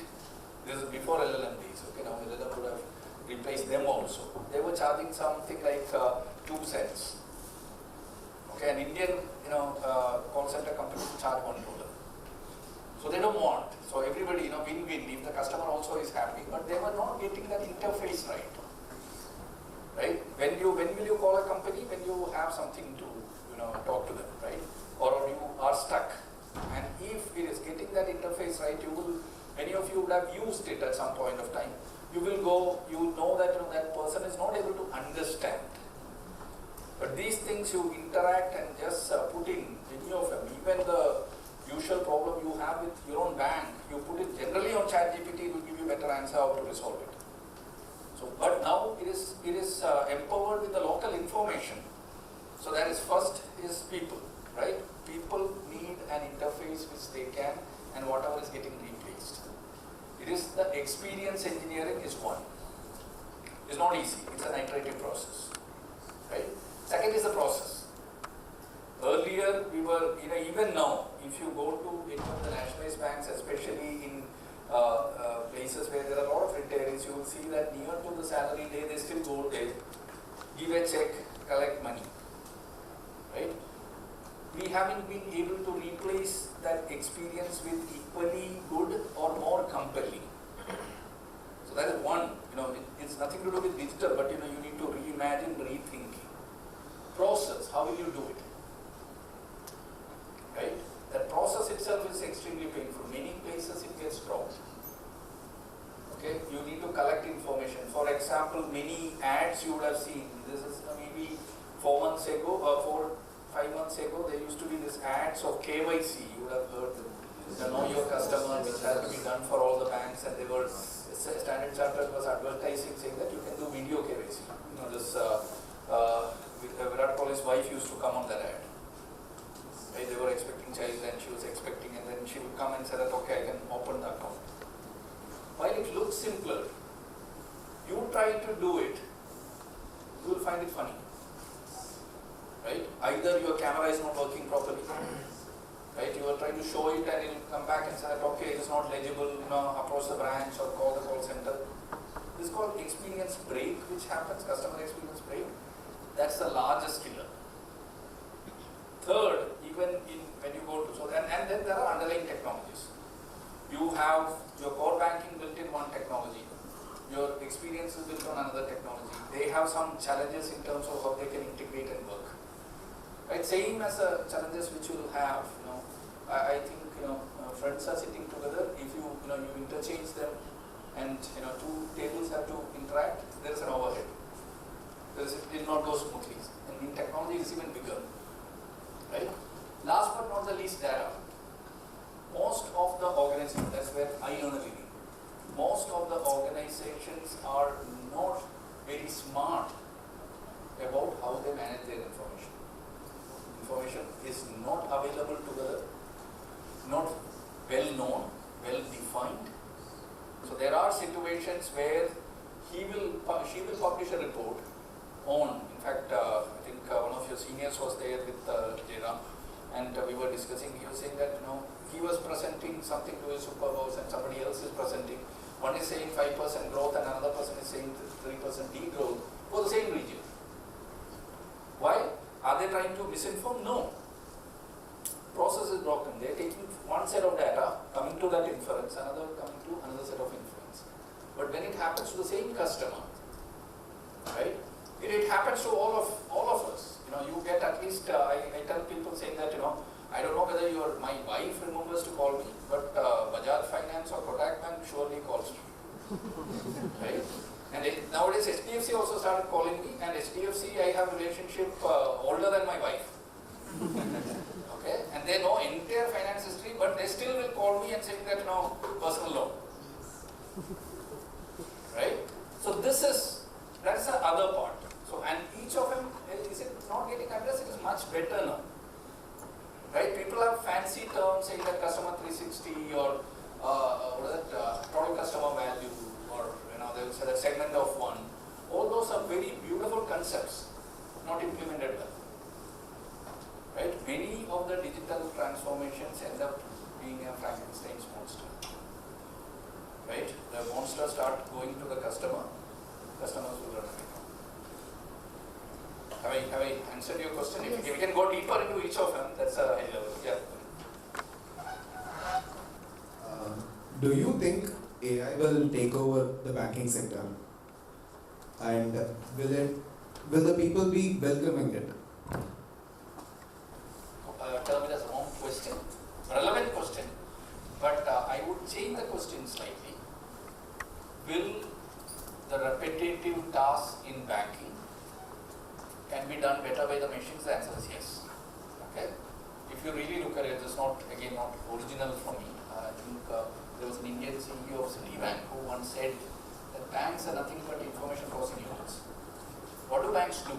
Banks started as store of value. You wanted to go and deposit your money so that it is safe with them. Then it started enabling your transaction. So you became, it became store of transaction or facilitator of transaction. Now what are banks? Do you go and take money out of bank? No sir, it's just a field system with numbers. What is it? It's an information store, right? And mind you, those systems which are storing the information are better capable of managing that information than you and me. But what it cannot do is thinking ahead and building that relationships. You would have seen, earlier when I was growing up, typical banker is a stoic 40-year-old, right? Who is not even finding, even Johnny Walker, not the drink, Johnny Walker, the actor, funny, right? He's a very straight face, and he'll always say that don't waste your time, don't waste your money. That's a person, right? Now it has changed to who are the people who are succeeding in banks. Most of them, other choice would have been sell soaps and shampoos in XL. Right? Why is it? Is it just because of a brand? They have IIT, IIM, so they got into banks and started doing well? No. The focus is analytical approach to building relationships. So banking will get enriched by the use of this. Humans in banking not going to go away. Right? It will go into more advisory, more relationship oriented. I still think even when so many people are working in banks, so many private successful banks, wealth management, as a customer I can say that I don't get value. They will give me saying that, oh, you are an inferior customer, you are this, you are that, but I don't get an advice. While they have the entire information, that's what I was saying. They know my finances much better than Sudarshana. And they know the entire history, right? But they cannot advise or they cannot ask the question which, my wife is very good at. She'll come and click exactly at the right time. Then I know that, overnighters I'll have to do and then come back and figure out and analyze that, right? So those parts will get enriched. Did I answer your question? Yes sir, thank you. AI is only going to, none of this, when you're saying disrupt, that it is not disrupting human lives. It is going to disrupt the set, inefficient ways of working. Yeah? Anything else? Any of you? Good. Thank you. Thanks a lot.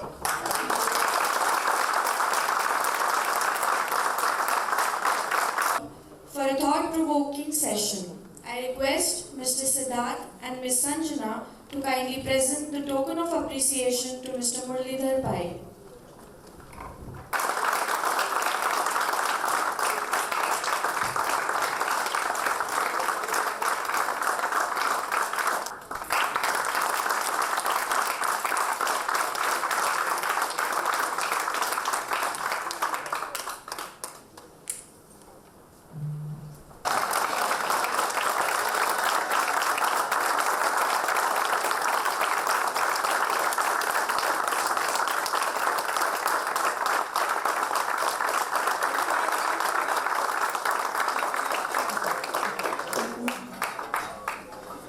On behalf of the ISB&M fraternity, I take immense pleasure in introducing our esteemed alumnus, Mr. Shivam Dikshit, belonging to the batch 2003-2005. Mr. Dikshit is currently serving as Chief Manager at Reliance Trends. I request Ms. Sangeeta to please escort Mr. Dikshit onto the dais.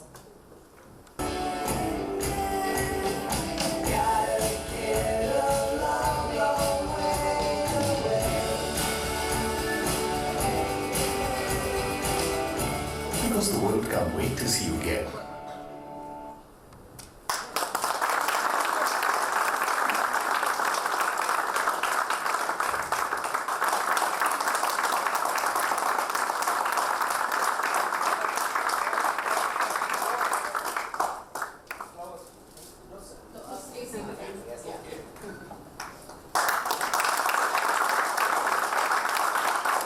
manager in the retail sector, distinguished by his extensive experience and expertise in negotiation, business planning, sales optimization, and rigorous market research.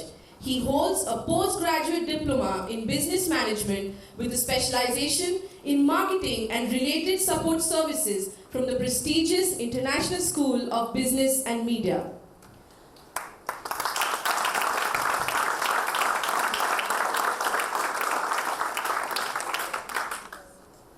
Previously,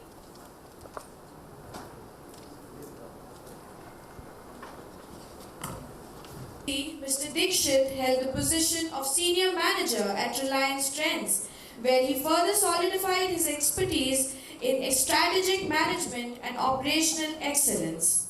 His tenure as Regional Marketing Manager at LG Electronics underscored his strategic acumen in developing and implementing effective marketing strategies. Earlier in his career, Mr. Dixit played a pivotal role as Deputy Manager at Pantaloon Retail India Limited, gaining extensive experience in retail operations and strategic planning. Throughout his career, Mr. Shivam Dixit has consistently demonstrated his proficiency in guiding business operations and driving strategic growth within the competitive retail landscape. His deep commitment to excellence and innovative management practices continue to set him apart as a leader in his field. Join me in extending a warm welcome to Mr. Shivam Dixit as he shares his knowledge with us.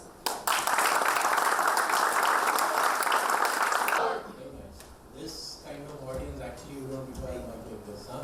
Otherwise you're not a marketing guy at all. Right? Anyways, good afternoon everyone. Good afternoon. Thank you professors for having me here. It's lovely being here.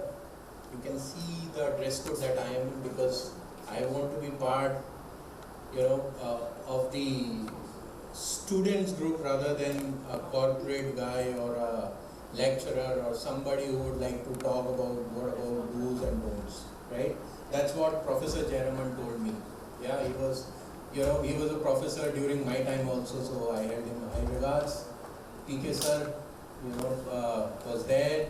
A lot of things I learned from PK sir. I'll share that as we go along, right? But first and foremost, I would like to congratulate each one of you who have made it till this place, right? So a big round of applause for you all.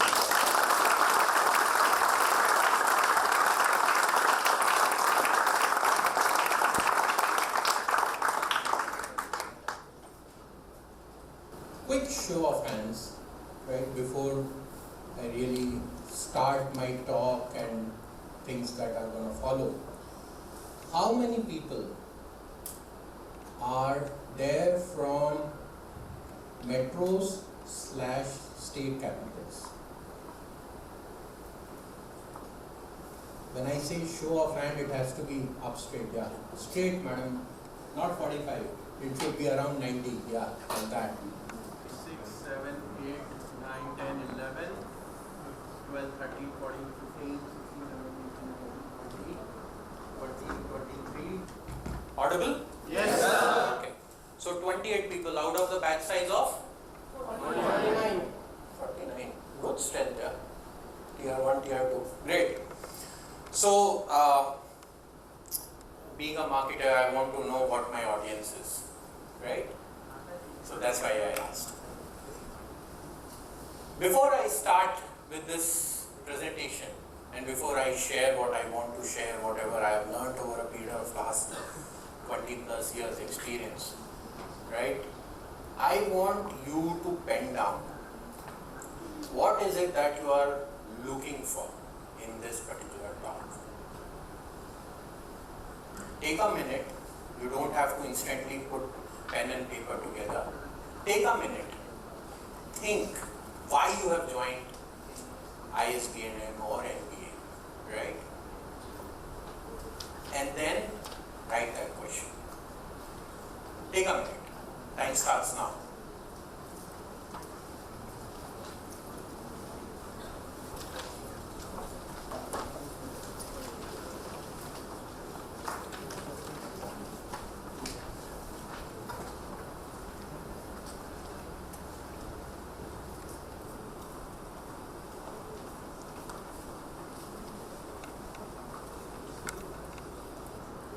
the board. This is the only place I can write, right? Huh? Yes. Huh? No, not. That's good enough. I have markup, please. Once I finish what I'm supposed to finish as a professional, and before I start as Shivam from ISB&M, I'll ask you what your question is and then go for it. Okay? So guys, I got campus placement from Pantaloons. Okay? I went to Mumbai for my induction, and I don't know whether it was in my name or whatever, they sent me to Bangalore thinking I'm a South Indian, right? And I also thought, let's go to Bangalore, right? Let's see South for some time and then go back to where I belonged. I come from Itawa, it's in Uttar Pradesh. I lived all across Madhya Pradesh for whatever reason, and then Delhi, and then Pune, and then Bombay. So a decent understanding of geographies before I landed in Bangalore. And then, as luck would have it, since that I have not been able to leave Bangalore, or Bangalore wouldn't leave, whichever way it goes, but I'm very happy to be here in Bangalore, right? Whatever God has given me, I'm extremely blessed and completely grateful, right? To this city, this beautiful city. I joined as management trainee in Future Group. Then within Future Group itself, at that time Future Group was just starting to become a name. I joined Central, then I became part of Big Bazaar for 2.5 years. Then I went into operations. KB's Fair Price was a new chain of stores that was opening up. I joined that. Then I went to Pantaloons, became the South marketing head, and then thereafter, as every ISBMite would think, LG is a company, dream company. I couldn't crack it during my placements for whatever reason, so I said, okay, let me have a crack at LG. I went to LG for a year. Then I came to Reliance with a national role. And since then, when I joined Reliance Trends, we were 72 stores. Then today, Reliance is having more than 2,300 stores across India, right? At that time, the turnover was 250 crores. Today, the turnover is anywhere around 13,500 crores. It's almost $1.67 billion, right? So that is the expense that I'm handling right now, right? With obviously a lot of team members around. So I take care of the marketing part, especially the below the line activities, as we call it, the consumer phase of marketing at the stores. There is a different team which handles the paper ads. There is a different team which handles digital marketing. There is a different team that handles visual merchandising. All that I will take you through what exactly happens in retail industry, how it has evolved over a period of time, who are the players, what is store looking like, how does a consumer journey start with, how does a back-end process, how does the back-end process happen. All that I will take you through being a retail professional. So that's the bit I have come here to impart to you, right? So glance of Indian retail and fashion industry. It's very important to, and this, while I'm telling you all this, I'm also trying to teach you how to give a proper presentation, right? A presentation should tell the audience what exactly you want to tell them. So there should be a very clear objective slide. Wherever you are giving, to whomever you are giving, the audience should know that this presentation would tell me this particular specific thing, right? So what is my objective? My objective Indian retail industry, especially the fashion industry, right? And giving little more intricate details about which departments are there, how they function, what all happens, what are the terminologies that we use to measure the success, right? How targets are set, how things are measured, right? So the whole presentation is all about these two objectives. And whenever you are giving a presentation, even during your college time and thereafter, please do not forget to include this slide. This slide will also help you during your presentation, saying, okay, I do not have to go beyond this because this is not what I'm going to cover, right? Pens down, please. Eyes here. Thank you. Okay, so how has the retail industry been growing? From a $779 billion to almost $14,000 billion to $18,000 billion is what the estimate is, right? And the way IT systems are gearing up, the way app, software, chat GPTs, AI, ML, and other technology factors coming in, right? The faster the apps are working, I think this 18,000 crore is also a underestimate, right? The way adoption of technology is happening, the way roads infrastructure is improving, right? I remember, there was time in 2006-07 when we used to wait for BSNL to install broadband in our stores, right? And then we would open the stores. So it used to take 5 days, 10 days, 15 days. BSNL office में जाके application लगाया है, वो लोग आएंगे, feasibility check करेंगे, then they'll go back, check in the department, then it will come back, right? But no more is the case because obviously everything is in-house, Jio is in-house, right? So things are, the timelines are collapsing, work is happening at a much faster pace, right? So that is how the retail industry is estimated to grow. Roughly 85% of the industry is still unorganized. When I say unorganized, what does it mean? Unorganized means people not having complete licenses, people not having complete infrastructure, they might not be doing billing over software, or they are not in the legal ambit of doing things, or they are not a part of the retail chain, right?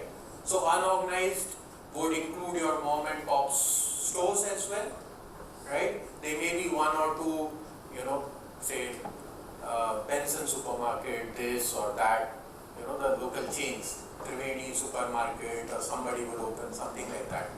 So that is a part of the unorganized chain. The organized chain would include all your Tatas, Reliance, erstwhile Future Group, now acquired by Reliance, then your Aditya Birla stores, and so on and so forth, right? So it's only 15%, and this 15%, has to come and meet this 85%. So such is the scope that retail industry still has to run. So we have barely touched the iceberg, tip of the iceberg. Huge scope there, manpower intensive sector. Just to tell you, pay skills may not be great, but the growth is amazing. The learning is amazing, and that learning you can then translate into so many more things, because this is a consumer facing business. And whatever is a consumer facing business, I'd like to hear that joke once my conversation is over. Okay, so Yeah, all eyes here, please. When the joke is shared, you will come to know who was, having a laugh. So, what is most important as an MBA student, right? Especially as an MBA student, is that you take up a role where you are able to interact with customer or consumer. Okay, difference between customer and consumer is a customer is a person who's doing the transaction. Consumer is a person who is the end recipient. Okay? So that's the difference between a customer and consumer. For example, I go and purchase a t-shirt for my 12-year-old son. So I am the customer. 13-year-old son is my consumer. Right? So that's why they say consumer behavior, not customer behavior. Okay? Because influence, thought process is a very critical part of consumer behavior.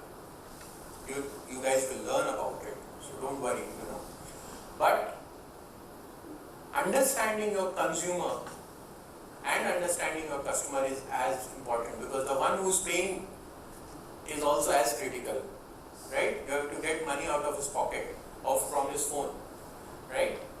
So 15% and 85% they have to meet, right? They will, I think in India it will be somewhere around, say, 40-60 in over next 5 to 10 to 15 years. But it will stay like that, because in India it's so much about wo chaurahe wali dukaan, right? Wo uncle ki dukaan, wo chacha, tau, mama ki dukaan, right? That will stay. We value relationship, and that relationship will help unorganized industry still stay. Obviously, the accessibility part. See, when we were studying marketing, it used to be, how do we reach rural India? The supply chain management for rural India, how Asian Paint, ITC, HUL have great supply chain, right? But the others were struggling. But today, with so many companies really championing that particular aspect of logistics, that rural India versus urban India divide is really getting faded. It is there, it's still there. Tehsil places and villages are still having that struggle, but by and by with the infrastructure improving, right, it will fade away. So Indian retail industry contributes to almost 10% of Indian GDP, right? And it's going to go up because consumerism is only increasing, right? After COVID, you guys may have read this. The premium products, right, are actually booming. People are spending more and more money on luxury items. The 5 stars where we used to stay for say 20-25,000 pre-COVID are not less than 40,000 today, right?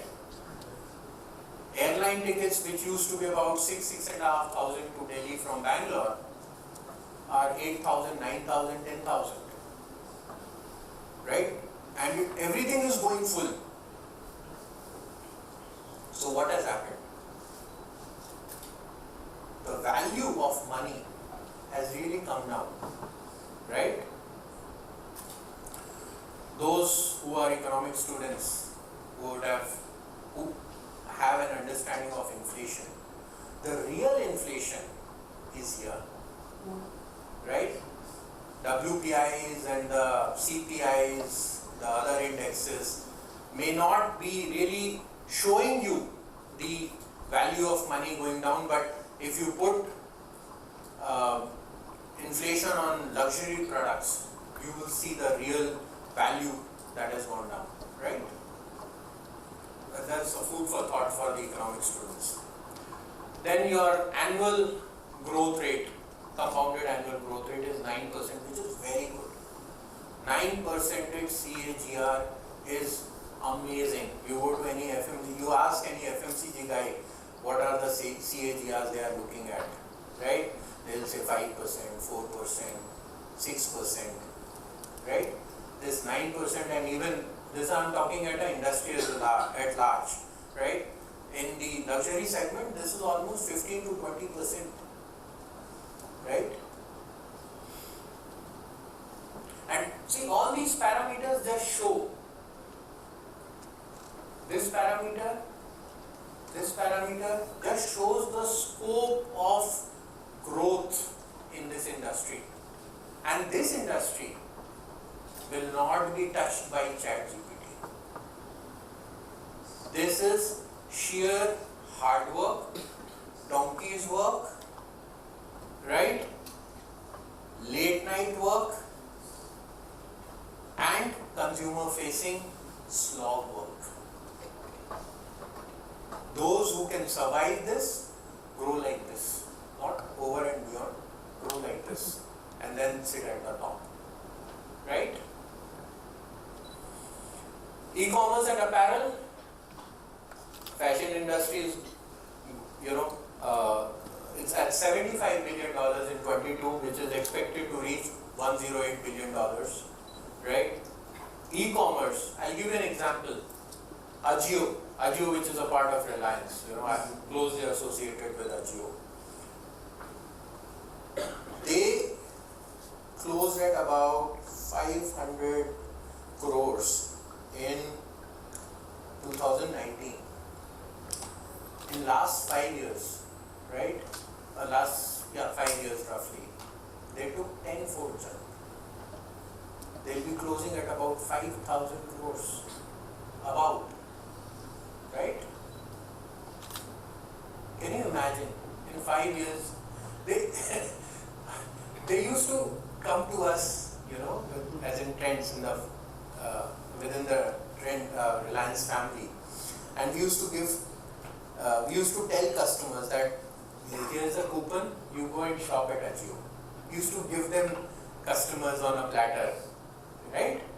But today, we are actually fighting neck to neck with Ajio, right? So that has been the growth of e-com. And as I mentioned, why it happened? Because of faster processing, lesser credit, debit and UPI issues, right? Better supply chain, right? The infrastructure has improved. And then you can see in 10 years, almost 3 times growth, which is huge, right? These are few key players in the value segment. I have not put lifestyle, I have not put shoppers, I have not put Centro. I should have put Fashion Factory, but that's a very different model, right? These are the players. There are few more. Those living in Calcutta will know Bazaar Kolkata, those living in UP will know V-Mart, Unlimited. There are so many regional players, but these are players who are, playing in the national level. So, Trends is here, about 13,000 crores. Zudio is 3,200.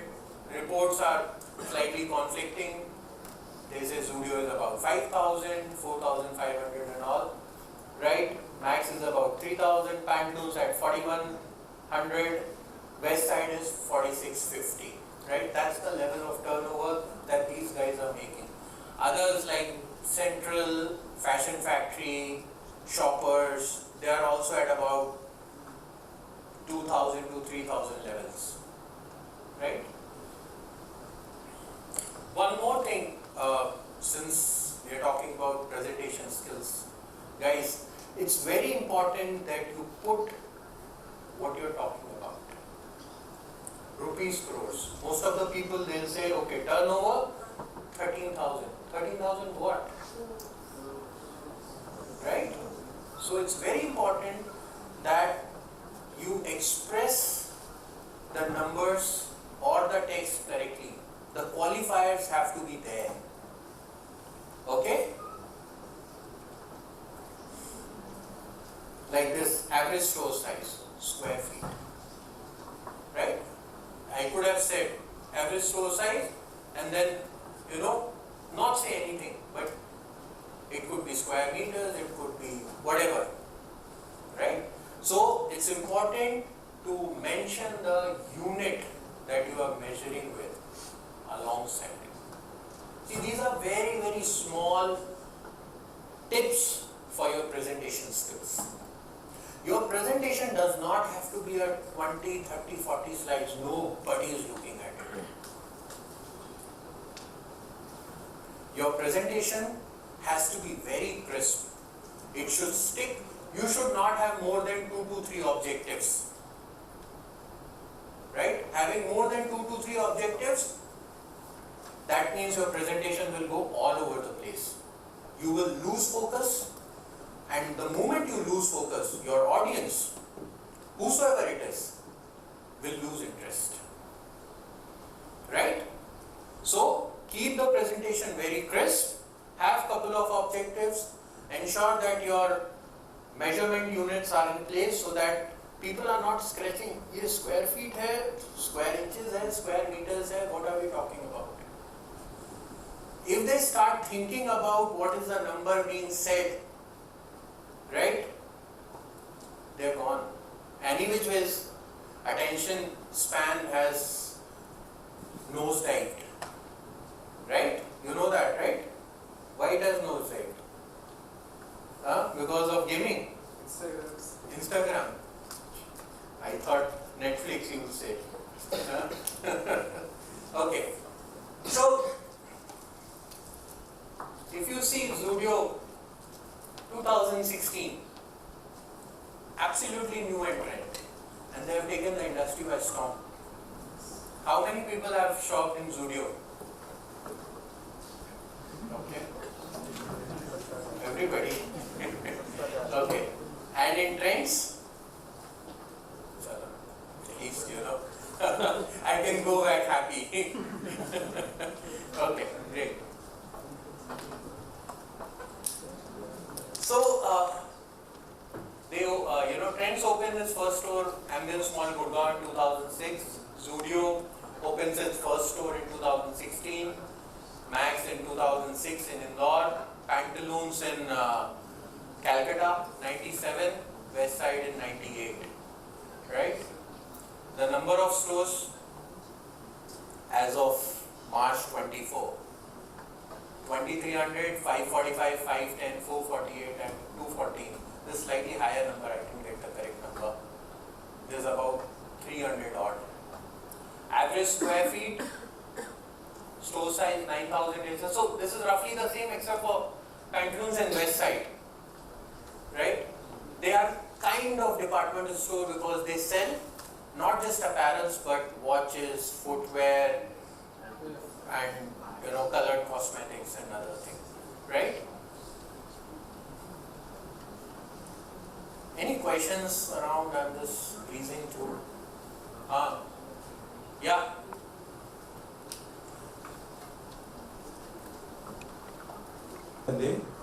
So how do discount and pricing policy differ between Ajio e-commerce and trade modern trade? Are there any specific reasons, sir? How does okay, nice, very nice question. I will take it up at the end, right? Okay. Any other question? Yeah.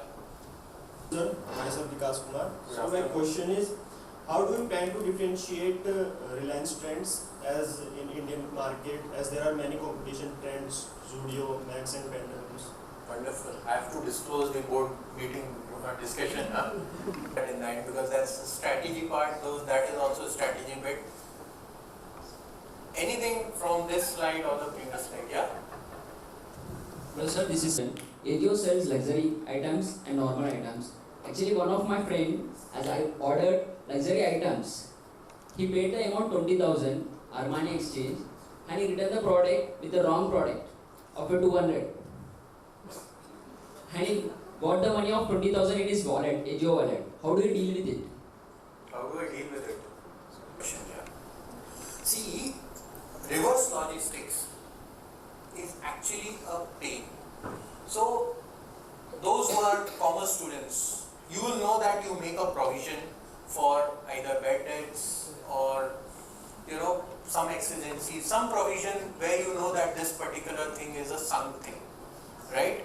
If you get it, it is great. If you don't get it, you just don't repent on it because you have already provisioned it in the balance sheet, right?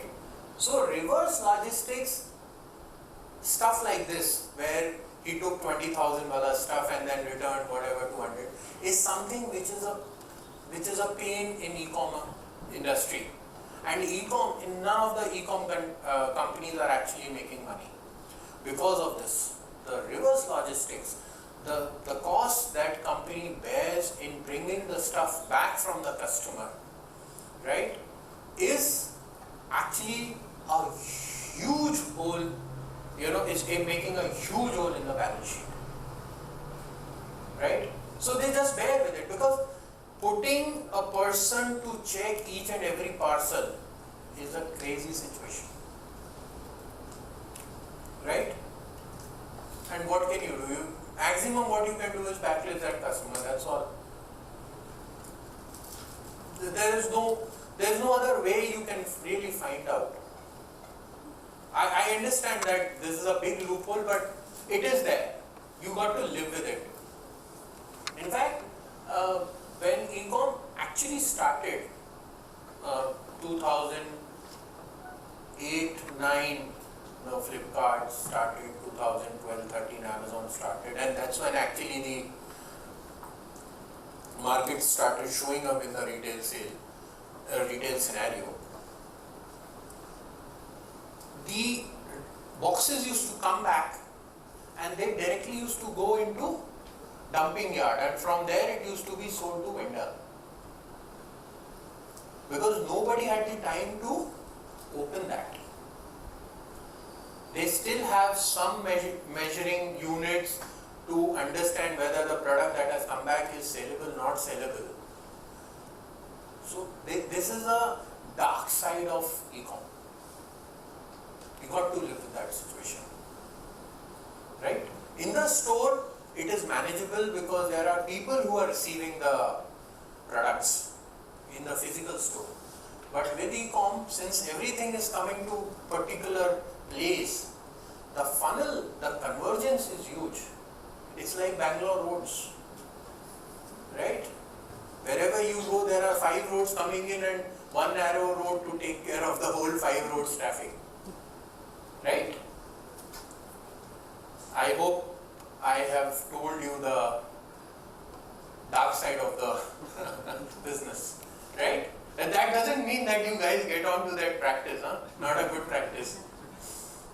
Okay? So this is a bit perspective about, who are the players, who are the major players and how they started, where are they now, right? Okay, about the departments. So there are almost 10, 11 departments. I have left out a couple of them, right? These are the major departments. The new store opening team, right from the market where you say that, okay, this is where the market is, I want to open the store. There are various ways of doing that,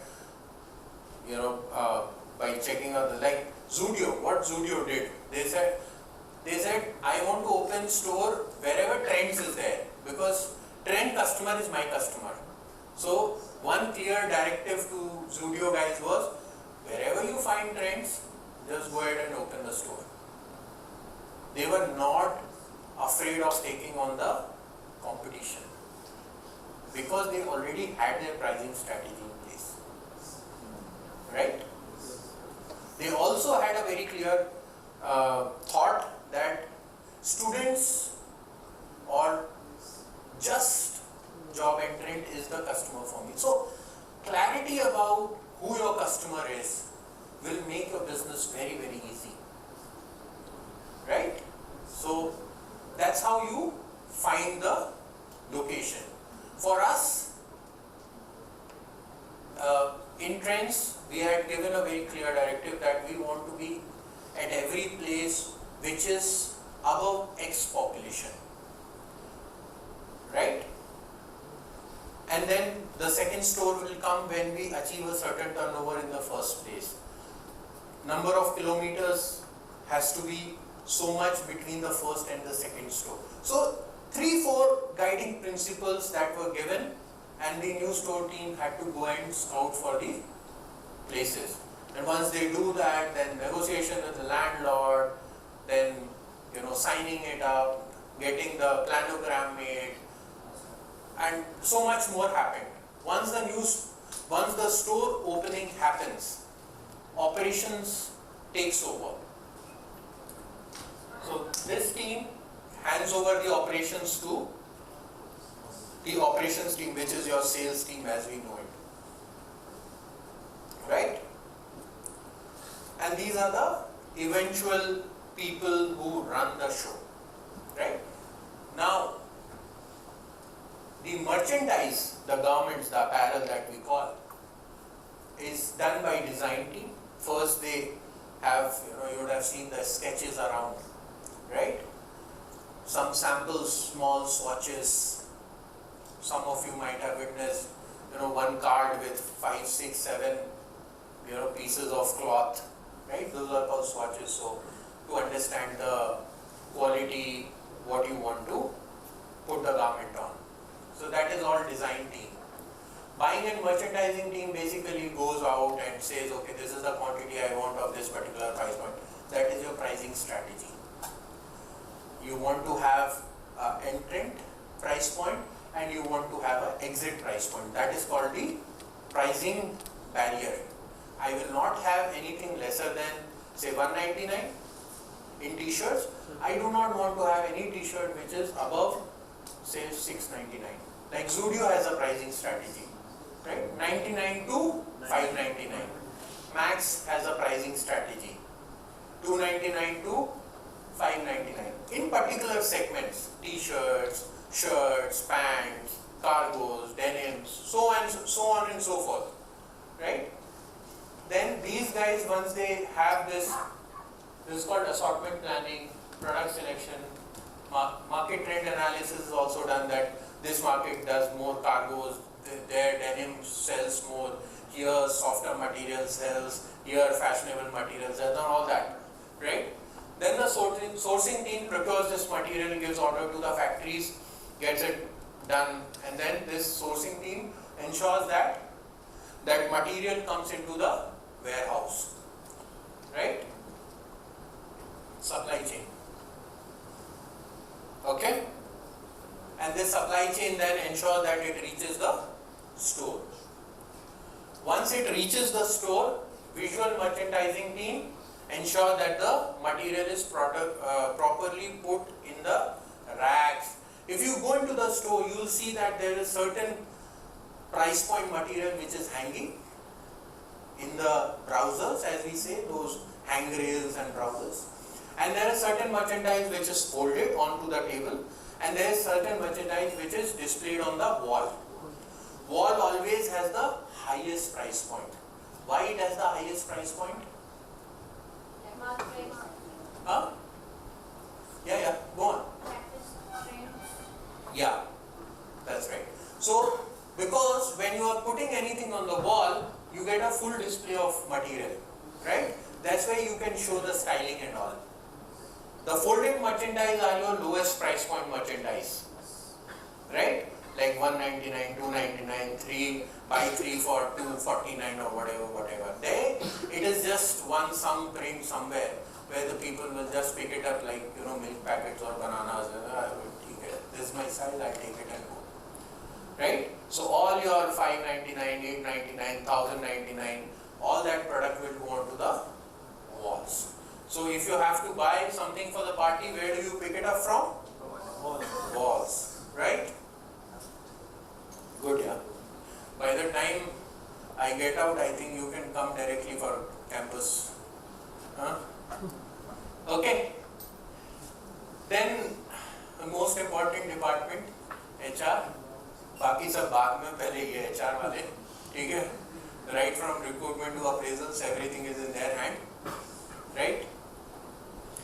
then finance and legal, who gives something called budget to buy, something called budget to market, something called budget to operations for day-to-day run.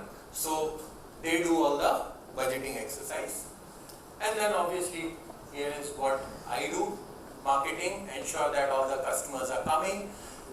See, in the whole scenario, marketing is the only department that owns customer. We are the only department who say in the company that see what you are doing is right or wrong. Right? Whether this particular thing should be done or not, whether it is pro-consumer or it is not right for customer. Okay? So, we always perceive things from the eyes of customer, and that's why it is very exciting department. Okay? So, I've taken you through. Any questions here? Department wise? Anybody? Or any other? Yeah. You can speak. Hello sir, I'm Shivam.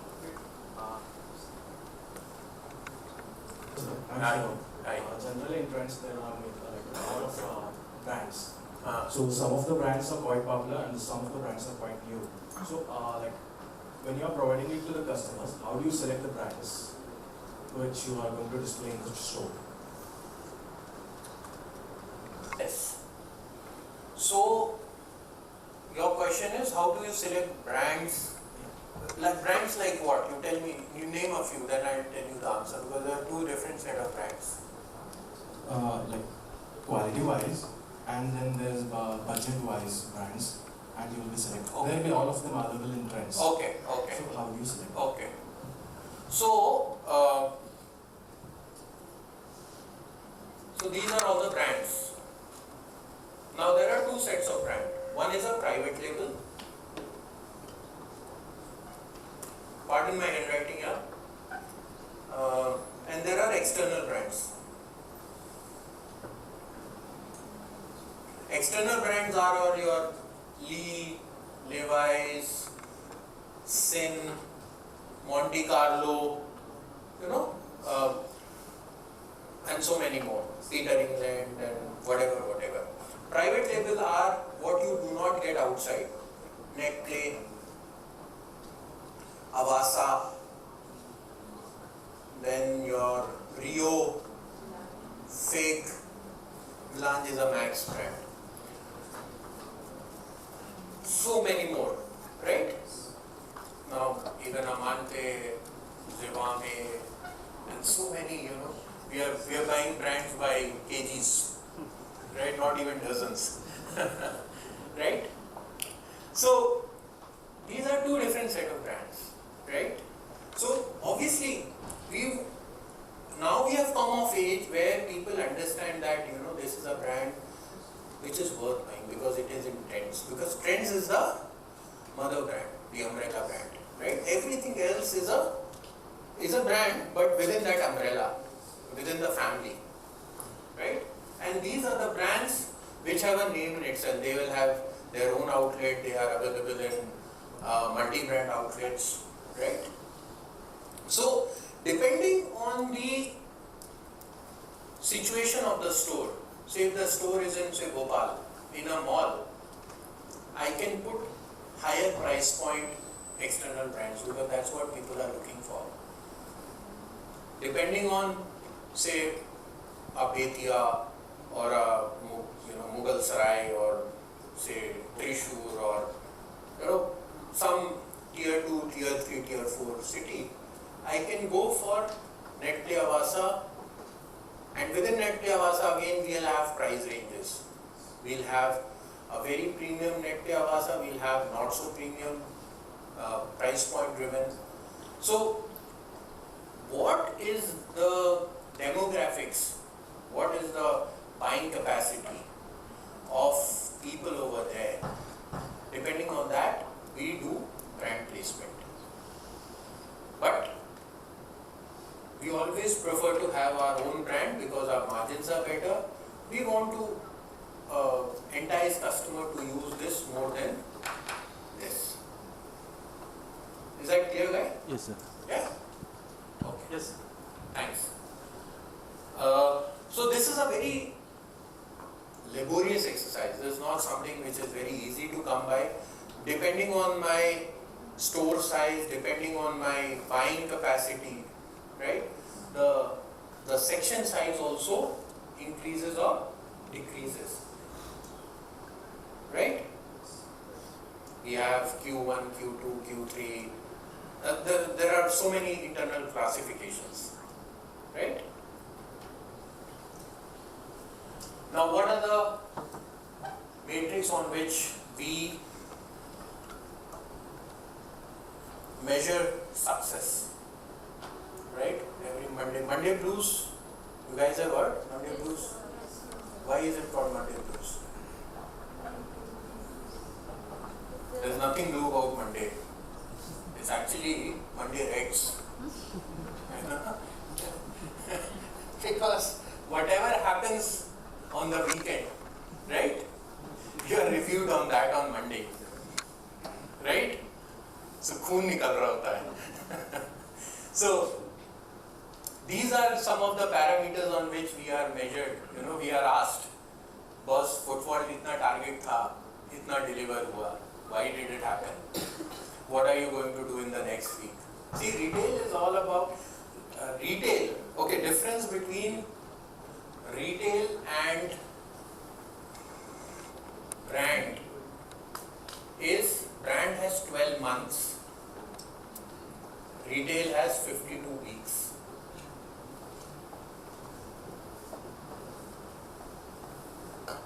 Right?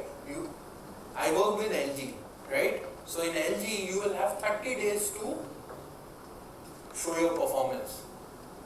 Here, this Monday, if something has gone wrong, you have to correct it by this Saturday.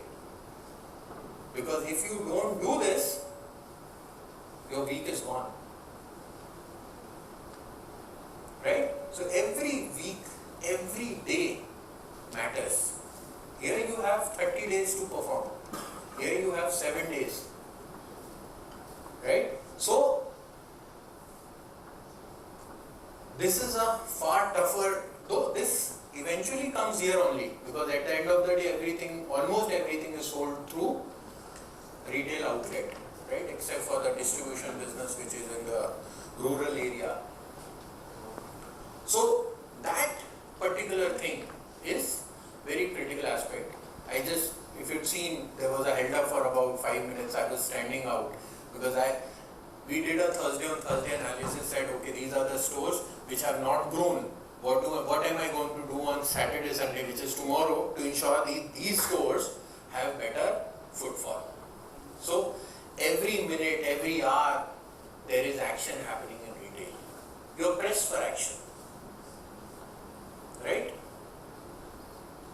So, that's the difference between the LG and the Reliance work, because one is a brand which supplies material and one is a retail store which has to sell material. Monday to Friday and Saturday, Sunday is a 50-50 sale. What I do from Monday to Friday is 50% of the week and Saturday, Sunday is 50% of the week. So if it rains on a Saturday, Sunday, then God forbid, Monday is going to be a really bloody Monday, right? And that just goes over and your targets are added in the coming week, right? So you'll see a lot of retailers being very anxious on Friday. You'll see a lot of, when you go into the store Friday, you will not see people at ease. They'll be just running around because they have to ensure that the store is up and running and in the best of state on Saturday morning. Okay? So that footfall, the number of people visiting your stores. Why I said visitors and not customers? Because they are just visiting. Right? Once they purchase, which is a conversion matrix, so suppose 100 people walked in, only 20 people bought. So 20% is my conversion. Right? tell me, a mall store versus a standalone store, you understand the difference? Right? A standalone is where you just see the trench board right up front on the road, and a mall is when you enter, park your car and go inside. Which will have a higher conversion?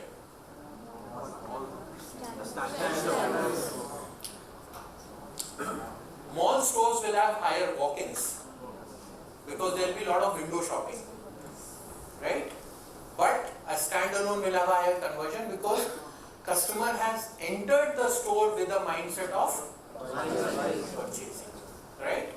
So typically, a mall store will have a conversion of anywhere between a 22%, 18 to 22%, whereas a standalone store will have a conversion anywhere between 22 to 26, 27%, right? Average ticket size. It's the total that has been, shopped divided by number of bills, right? You have 1,000 rupees shopping, 100 bills have been made, 100 rupees is your ATS. Then SPSF, sales per square feet, right? You have a very high SPSF wherever the turnover is more. Like Zudio is showing very high SPSF because their sale is very high. Their number of t-shirts that they are moving is much higher, right? Your SPSF will be very high in luxury products also because they are very small stores but very high turnover, right? Okay. This is what I wanted to tell you. Now coming to the two questions. Your pricing strategy, right? Yes, sir. So see, right now in India, e-com is perceived to be a completely discounted format. Like your fashion factory. If you go there, they sell you at MRP, you will never accept it because you have gone with the mindset that I will get everything below MRP. Whatever is the discount, 20, 30, 40, 50, whatever. Ajio is also one of them. Myntra is also one of them.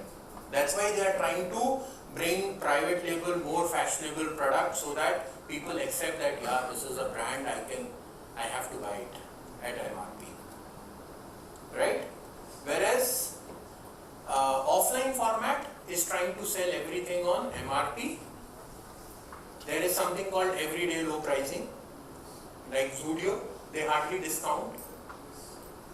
Right? Westside discounts a little bit only during a particular season.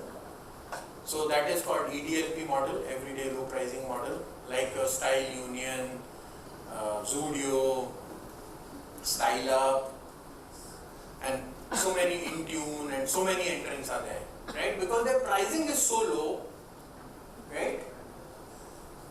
How many people understand elasticity of demand? Please, सिर्फ एक ऐसा मत करो. How many are BCom students? Okay, let me ask.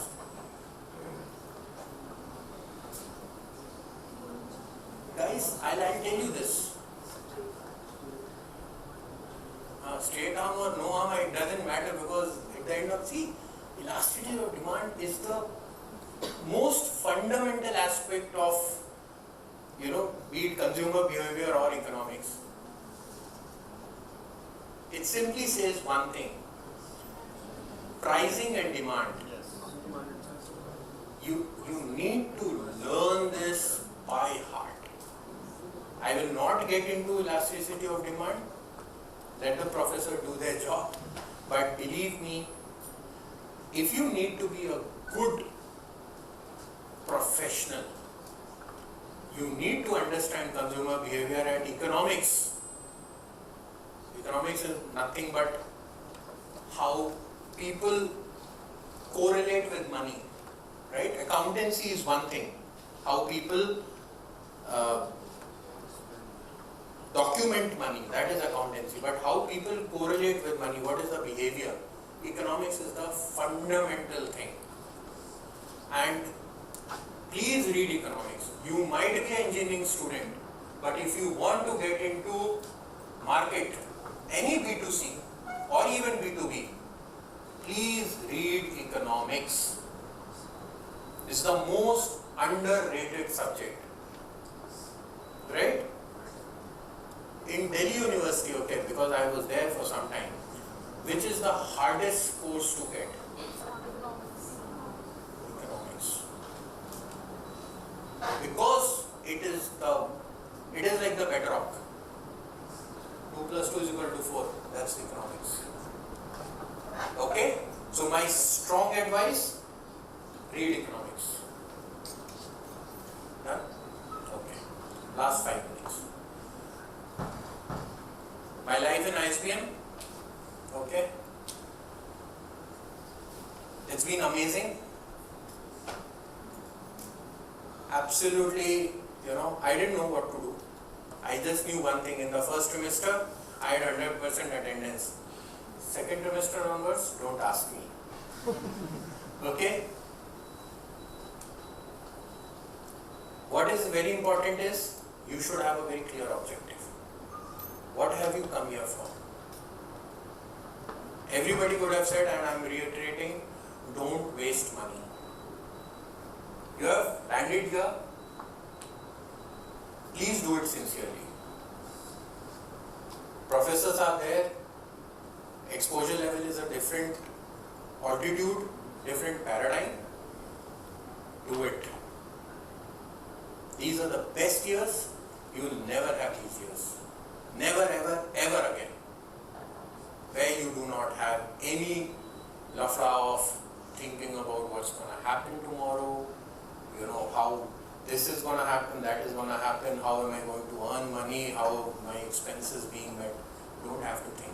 These 2 years are the most critical years in your life, and believe me, it will never come back. Because even if you want to learn afterwards, say executive MBA or this or that, at that time you will be thinking, why credit card ka paisa kaise dena? Because by that time you would have started getting into your real life with a lot of burdens, right?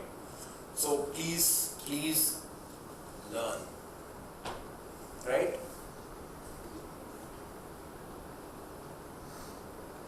I'm sure you will have a lot of questions around how to make the most of these 2 years, right?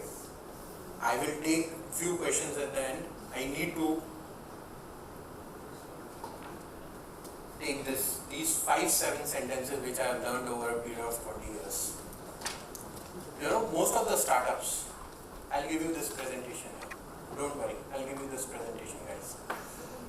Most of the startups you would have seen are started by the IITs, IIMs guys, right?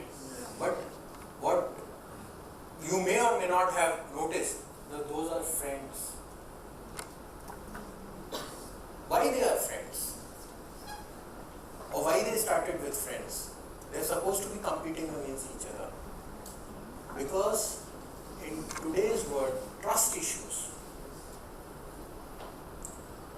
are the highest, and friends are the people where you can really trust. So think about ideas, think about whether that guy is matching your thought, and try something. Try it. It's beautiful. Acquire saleable skills. What are saleable skills? Just, can you sell me a marker here, right here? Can you talk? Do you understand the fundamentals of anything that you are talking about? That is saleable. If there is a chartered accountant that can be replaced by a BCom guy, you are not a good chartered accountant, right? So how do you keep acquiring skills? Donkey's work, believe me, donkey work will remain donkey work, and only donkeys can do it, and only donkeys will survive later. Rest everything will be replaced by, right? So believe in donkey's work. Somebody might say, boss, what are you doing? What are you slogging at? It's a donkey's work. Do some smart work. There is nothing called smart work. When you do donkey's work, after a level you achieve, you attain a level, and that level is called smart work. So believe in donkey's work. Small ideas, very small ideas. Very small idea. I do a benchmark of my hotels. I do them through a value chain, and today what Oyo is, right? Ola, one app, controlling the whole fleet. Simple, small ideas, right? Make memories. Memories make your life worth living. You may not understand right now. There are a lot of songs around it. There are a lot of movies around it. Till this age, I am trying to understand this sentence. Right? Whatever you do, have some memories. Go out with memories. Be it hard work, be it donkey's work, be it presentations, be it fun in life, hostel life, whatever, but keep making it, keep accounting it. When I say accounting, recording. Okay? This is something which 2 minutes, that's it. Project work.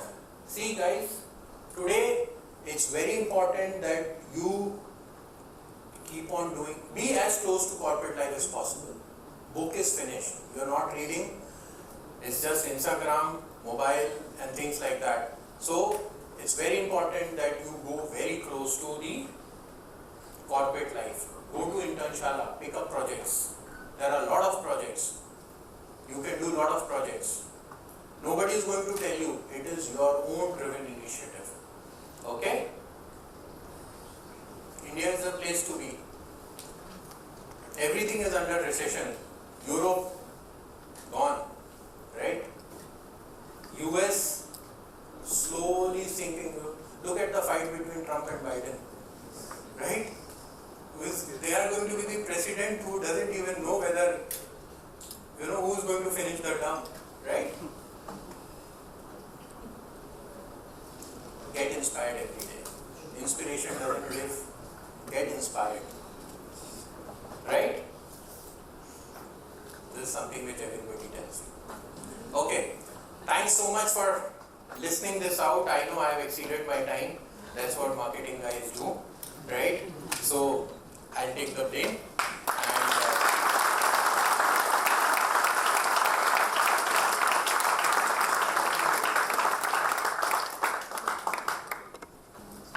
Right? Not giving email ID, too many spams come over there. Right?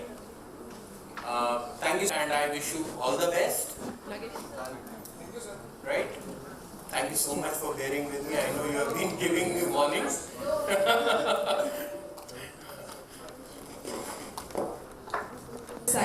The knowledge you shared with us today about the Indian retail industry will truly help us in how we view the retail landscape. I request Mr. Siddharth and Ms. Sanjana to kindly present the token of appreciation to Mr. Shivam Dixit.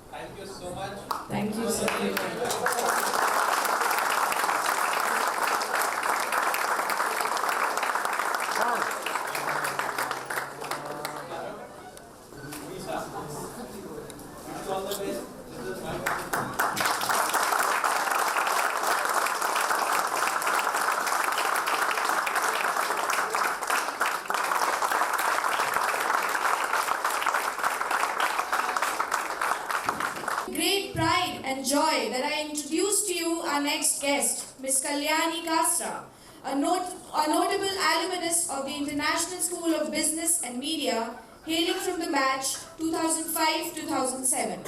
I request the technical team to now play the corporate video. Of digital to redefine products, services, operations, and business models. However, consumers will demand simple, meaningful, and memorable experiences going beyond the complexity of underlying technologies.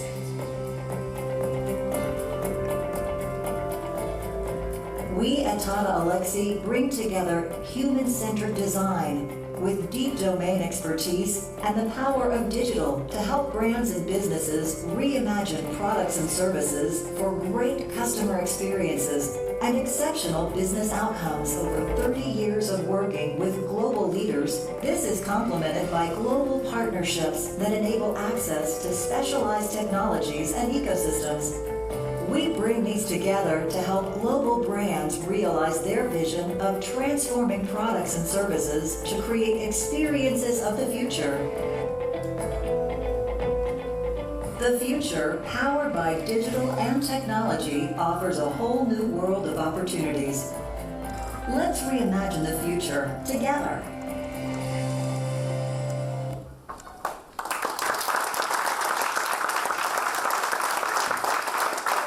Please escort Ms. Kalyani Kasra to the dais.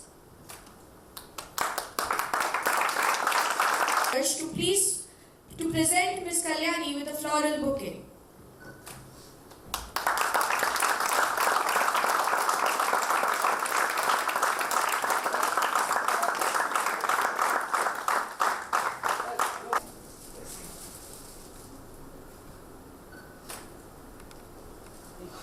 Distinguished Gen AI-led B2B content marketing and communications professional with over 16 years of expertise.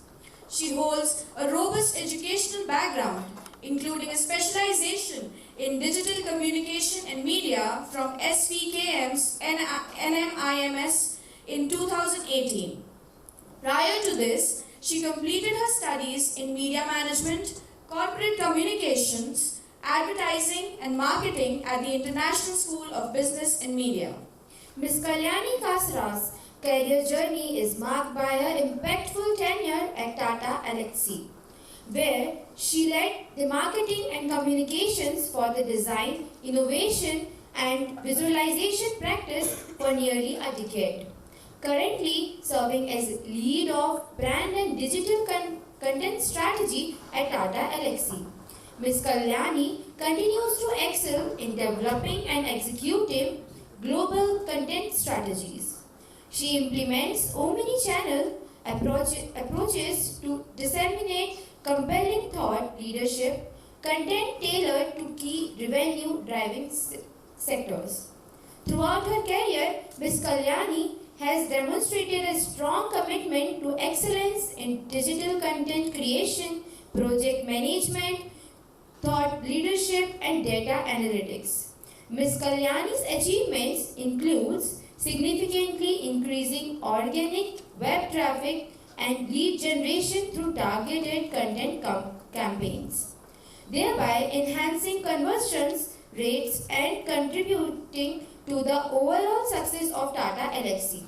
Her multi-phased skills encompass digital marketing, social media management, brand strategy, and marketing communications, making her respected leader in the competitive realm of B2B marketing and communications. Please join me in welcoming Ms. Kalyani Kasra to share with us her experiences. So during our time when I was doing my MBA and we had guests come over to address students the way I'm doing to all of you. The guests had to write a short write-up about themselves and send to the college. I think that entire work is eliminated and I have such a glorified bio of mine which I think the two of them have read. So that is the power of marketing and social media, right? Today you have access to information anywhere and everywhere. So I think a bad time to start my session, especially after lunch. How many of you are sleeping here? Please be candid, because I have already got information that you all were awake till 4 o'clock in the morning. So I know this is not the right, time to start a session. Don't worry, I'll not make it gyan. Try to make it as interactive as possible, right? So when Elizabeth ma'am, okay. So when Elizabeth ma'am approached me that, can you come over and address the students?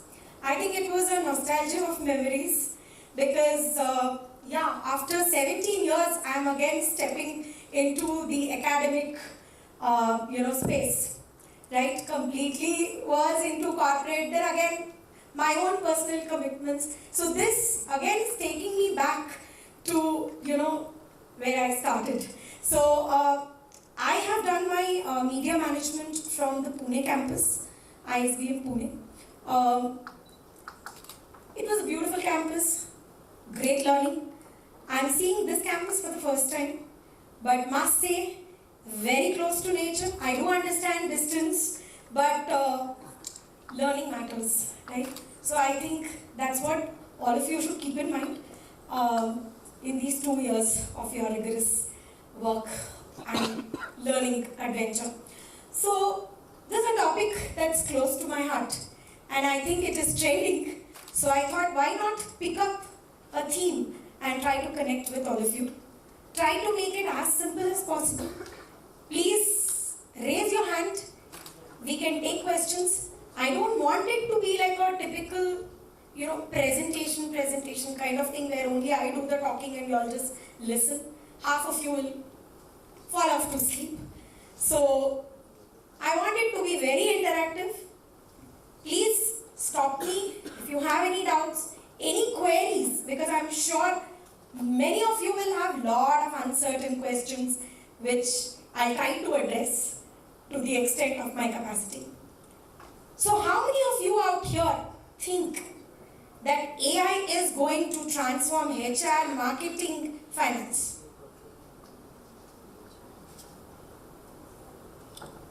So others don't know what is AI? Can I assume in that way, or you don't have an opinion?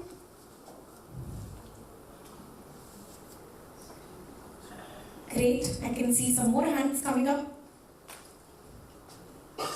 So can I have one or two of you, maybe you? How do you think it will transform? Just give a short introduction and then about yourself in 2 lines and then.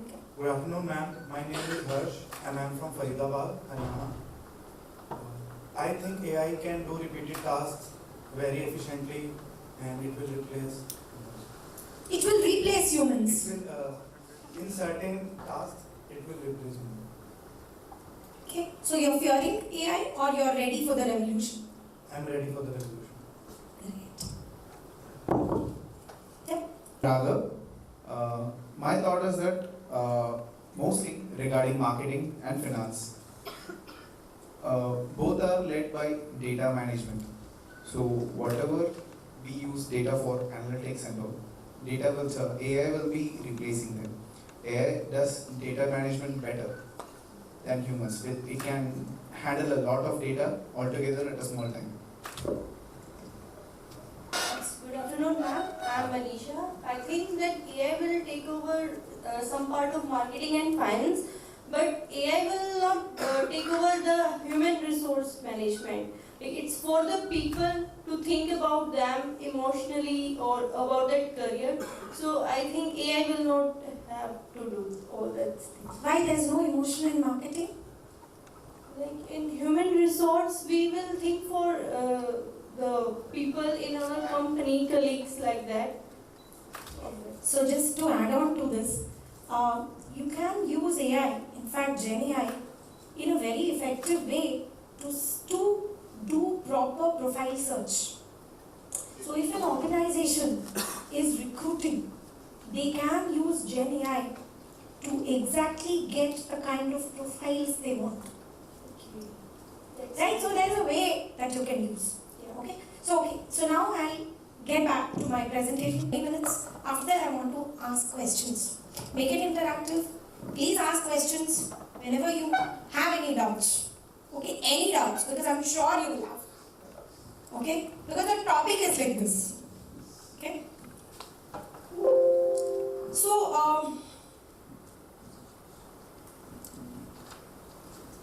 So zero to AI, the transformation of marketing. So basically what I want to cover here is how marketing has transformed over the years and what it is today and what it is going to be tomorrow, and how Tata Elxsi as an organization is deploying AI, which will give you an idea of what we are doing in this space. So as you would have quickly seen the corporate video, Tata Elxsi is a design and technology company. We have global footprints with headquarters in Bangalore, and I've been with the organization for close to 15 years.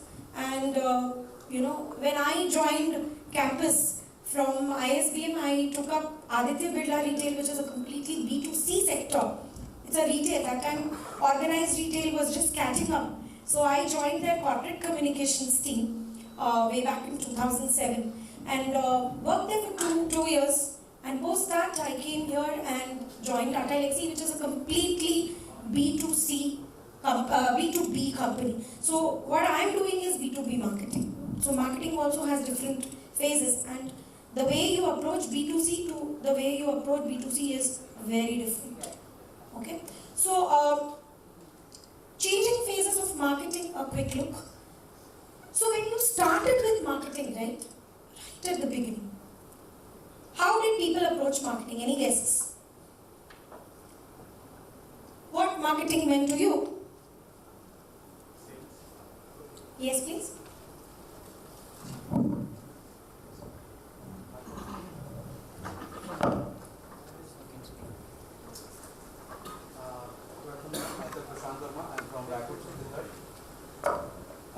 Marketing mean to me is using the tools and techniques to improve or enhance our sales. That's what I think of marketing, and how I will approach it. No, my question was, how was marketing long back? Marketing was simply showing the advertisement to the population by the help of televisions or newspapers. Right? Yeah. That's what it meant. So, give me an example. Tupperware, okay? How do you say it's direct marketing? As for my example, is Tupperware, ma'am. In the beginning, the Tupperware was mostly popular because a lot of salesmen were approaching us from door to door. At the time, because of its quality and the services they were providing, it became quite popular. And then they took up the shops to. Tupperware तो बहुत बाद में आया है.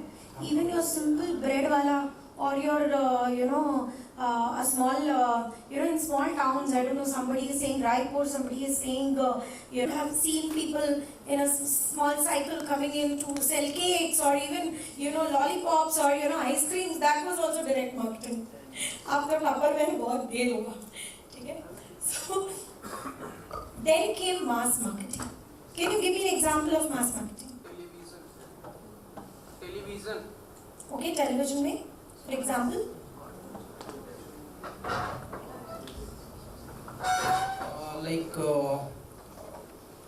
Since the beginning, government firstly advertise themselves on Doordarshan, started advertising themselves on Doordarshan, and from there I think mass marketing come. And before television, there is radio also where. So mass marketing is nothing but one size given to everybody, whoever Tom, Dick and Harry, without even seeing their interest or gauging what they like, and you're just trying to force sell that. So that point in time was entire that forced marketing. Okay? Then the whole new era of digital marketing. I'm sure all of you fit into that bill. What is digital marketing? Don't give me Gyana, give me an example. Ads on YouTube channel. Yes, reels. ये तो अभी का है. But yes, your digital marketing was all about social media, influencers, right? Ads in Facebook, ads in Instagram. What is this? How many of you are aware of this? Guys, I'm sure you can relate to. What is the story behind? Yes, you.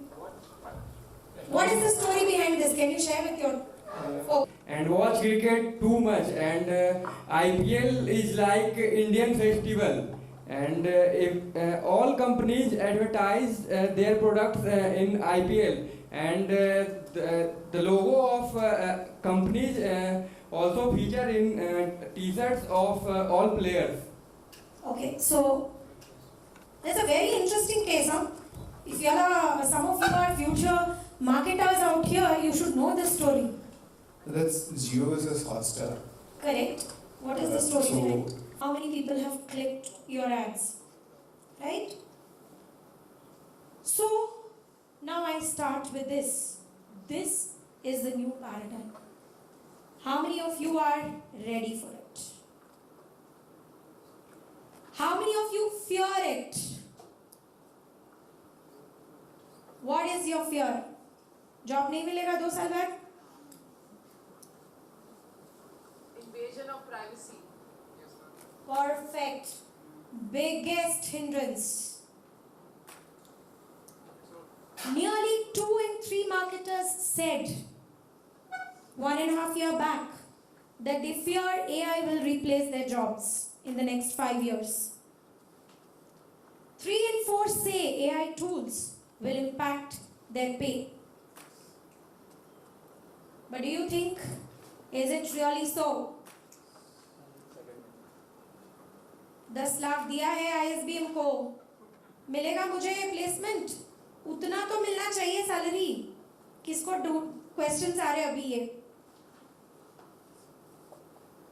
उतना तो वापस आना है, नहीं तो papa mummy डंडा मार के भेज देंगे घर में घुसने नहीं देंगे. Right? I have a different take. Marketers don't need to fear AI. You can replace this with finance, you can replace this with HR. जहाँ जहाँ मैं marketers बोल रही हूँ आप HR कर लो, finance कर लो. Retrofit it to your requirement and just try to say we are in the same place. Right? Instead of focusing on what would happen in future, what you should be doing, you should be upskilling. You should learn automation. You cannot do the same ratta fatta Excel sheet ka approach now, what you would have learnt in school. That is a passe. It will help. How can you use Excel sheet in a better way? How can you make PowerPoint presentations using AI? Is the next need of the hour. Okay?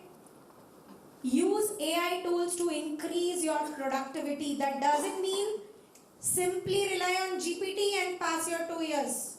No. खुद का दिमाग use करना है. Otherwise, after 2 years, when you come to college for a job, you'll not be taken. I can guarantee you on this. Don't think all your projects you can do using AI. Nobody is a fool. I have been using GPT, AI, Gen AI, left, right, center. The things become predictable. Today, a team member of mine, the way he or she used to write something a year back, now she's become a Shakespeare. So, it's good. But you exactly know where they are faltering. So, human intervention cannot be eliminated. आप PPT बना रहे हो, your human intervention is still there, no? You're not saying that, when that whole revolution of Google came, or the entire journey of, Chrome, or, the wikis, or the likes, or the YouTubes, whatever, had come. It did impact jobs to an extent, but that human intervention and creativity will be there. Nobody can cross-question on that. So you have to take this as an opportunity and upskill yourself. Don't take this as a threat. Data speaks, AI listens. How many of you can understand what this means? Somebody told that AI completely depends upon data privacy, security. Very valid. Whatever you feed in is what will be delivered. So the opportunity here is an average guy can become more productive, and a smarter guy can be even more productive. So it's a game of creativity, how you prompt, how you approach it. Each one's approach, each one's way of doing is different, and so will AI give the output. If you don't train your AI engine properly, utna hi dega, right? So it is like a Dhoni versus a regular cricket player. So how is it shaping up marketing? I'll just finish this whole thing in the next 10 minutes, okay? It's moving from a manual execution to an strategic thinking. So earlier, I was part of that entire marketing journey where, marketing meant, okay, do a press conference, write a blog, update my website, then create a brochure, do an event, set up an elaborate booth. From that, it has now become more strategic. Marketing was earlier considered as a support function. Today, it has moved to becoming a strategic function. Today, I can influence my chief marketing officer with data. I can say, hey, this is how my asset has performed. This is where it has faltered. This campaign worked. This did not. Why it worked? Why it did not? Where we should spend our money, where we should not. Right? That kind of clarity is what AI is giving me. AI is not new. It's been for a long time. Earlier, it was simple automation. Today, it is all about predictive analytics. It tells me what the user wants and accordingly churn out information and content to personalize it to that particular individual. Channelize marketing efforts from becoming reactive to proactive. So a press conference, we are reactive, we want to do it. Becoming more proactive by personalizing mails. Make it more conversational so that it strikes the chord with the person or the customer whom I'm sending the mails to. Optimize my campaigns, which I've already told you. How do I use my campaigns, whatever I'm doing? How do I optimize my spends? Email marketing, this also I've covered. It will set conversations and it will not just be sending 10 mails. Not a campaign, but rather conversation striker.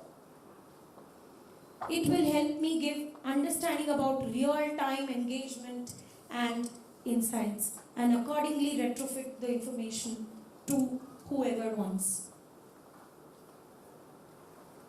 So yes, voice is going to be the new mode of digital interaction. Don't be surprised tomorrow your websites or your Google will just have a voice, bot where you just ask, hey Google, can you take me to Tata Alexis so-and-so page, and it'll actually take you to that page rather than you doing keyword search or you putting in those keywords. I want to go to Tata Alexis healthcare page. That will completely be driven by a voice. AI-driven content will give birth to next-gen storytelling, of course.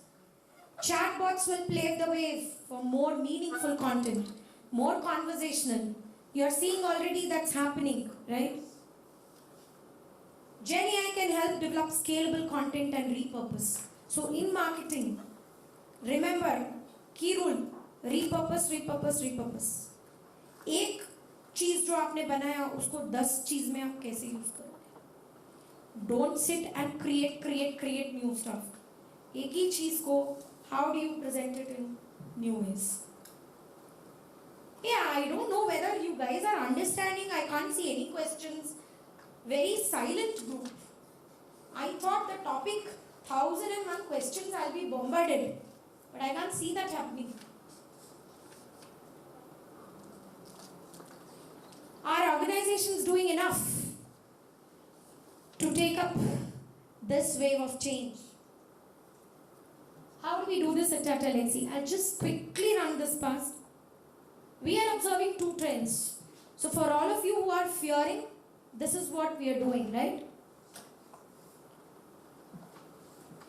Tools are freeing up people's time from mundane jobs, and we are using it to increase our productivity and working on more creative stuff, more strategic thinking stuff. So we are channelizing our efforts on that.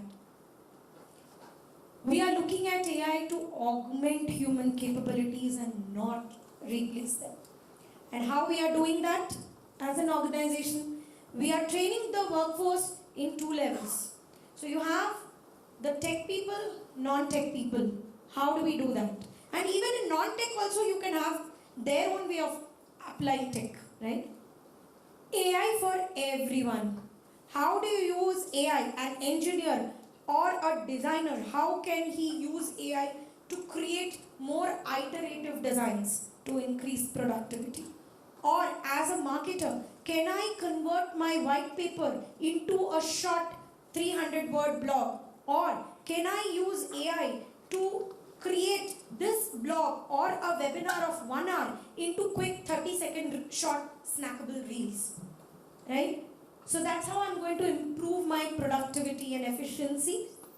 And AI for practitioners. So we have hardcore tech guys who are going to encourage on, doing accelerators, IPs, products, developing our own products.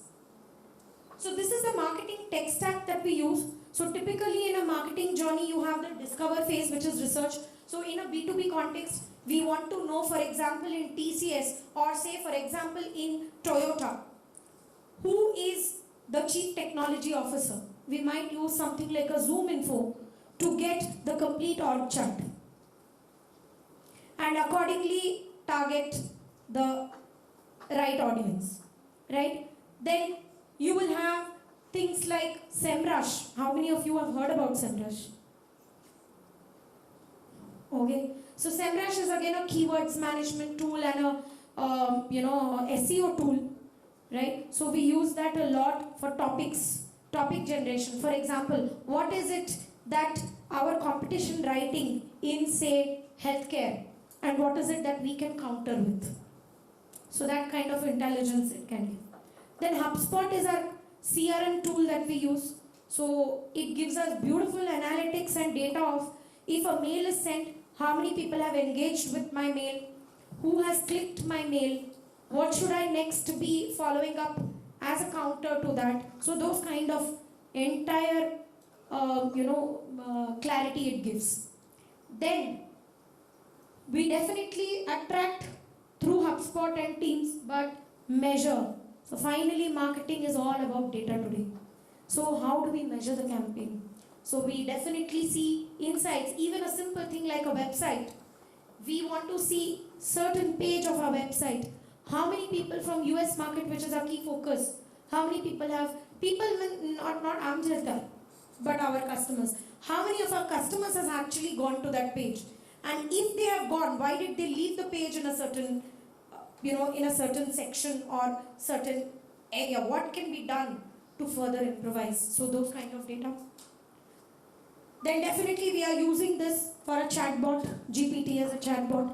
We are using it for content generation, data analysis, images, yes, writing assistance.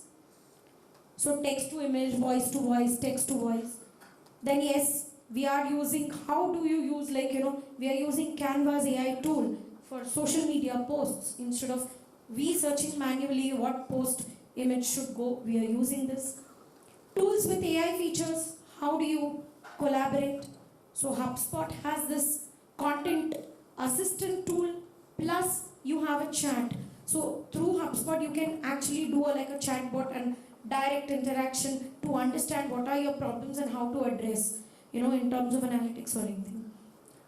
Then rewriting, expand, shorten, changing the tone. So suppose if you've written an article which is very funny and now you want to make that same article into a very serious tone. That kind of thing. Then yes, this was some of the mails that we've done. Analytics, we use Microsoft Clarity to understand where what has been the engagement, where the particular person has left, so that how we can improve our website better for better engagement. Or even if an article we have published, till where, till which section the person has read. And accordingly, then follow it up with the right content. Using GPT with SEMrush, which I've already told, so there is keywords. So, whenever you're writing an article or any asset that you're doing, what are the high ranking keywords in that particular local region and what you should use so that it ranks better in your search engine pages. Then you have Canva for design, Motion Array for videos. So if I'm creating a short video and I want certain snippets, how can AI help me in that? Lumen 5 again, for example, I've created one white paper and I now want that 1 hour white paper into a short 30-second video. We use this. Conversational intelligence, again, Zoom Info, Chorus AI. Natural reader, so I keep writing lot of content.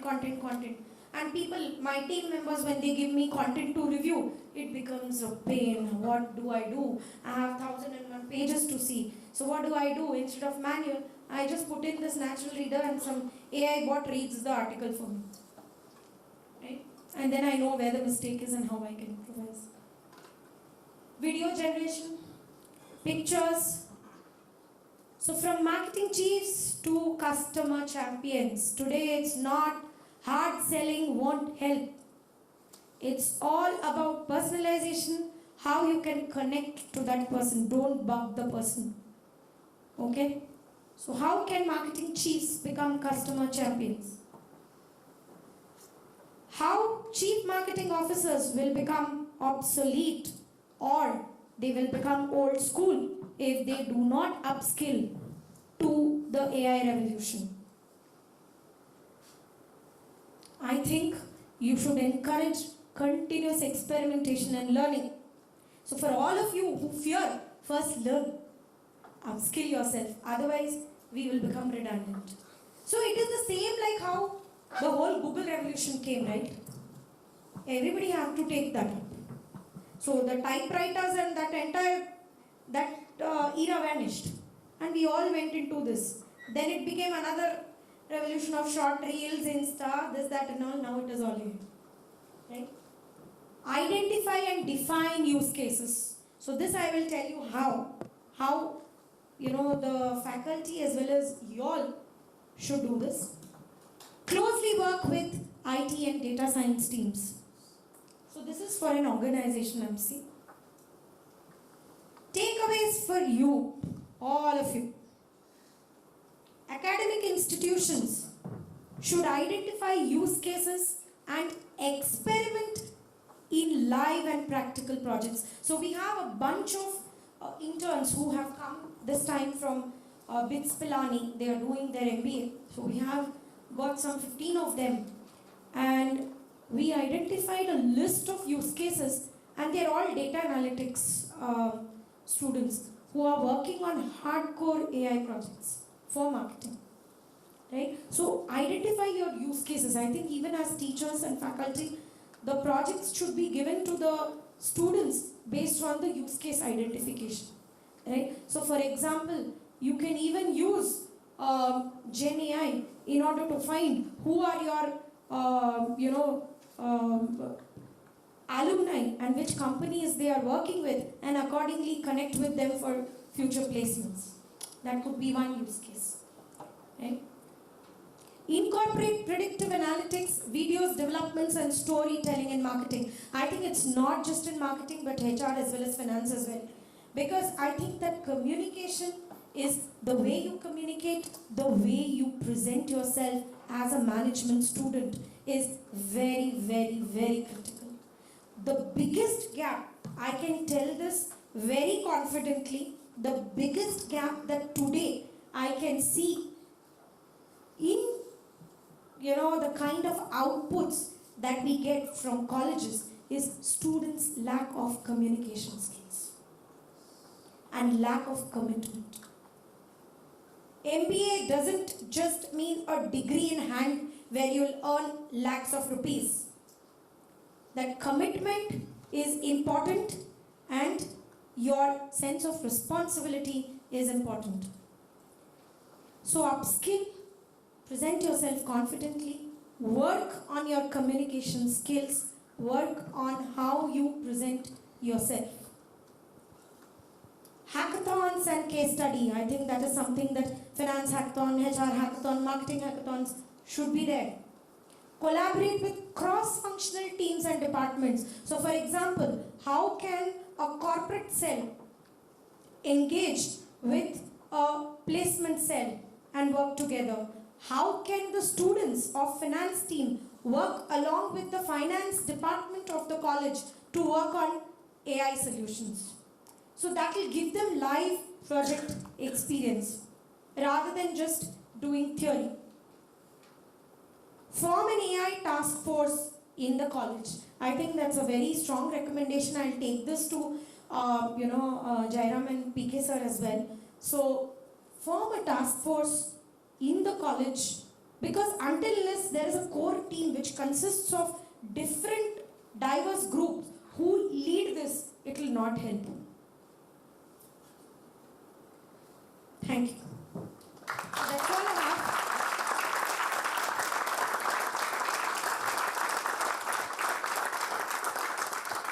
Any questions?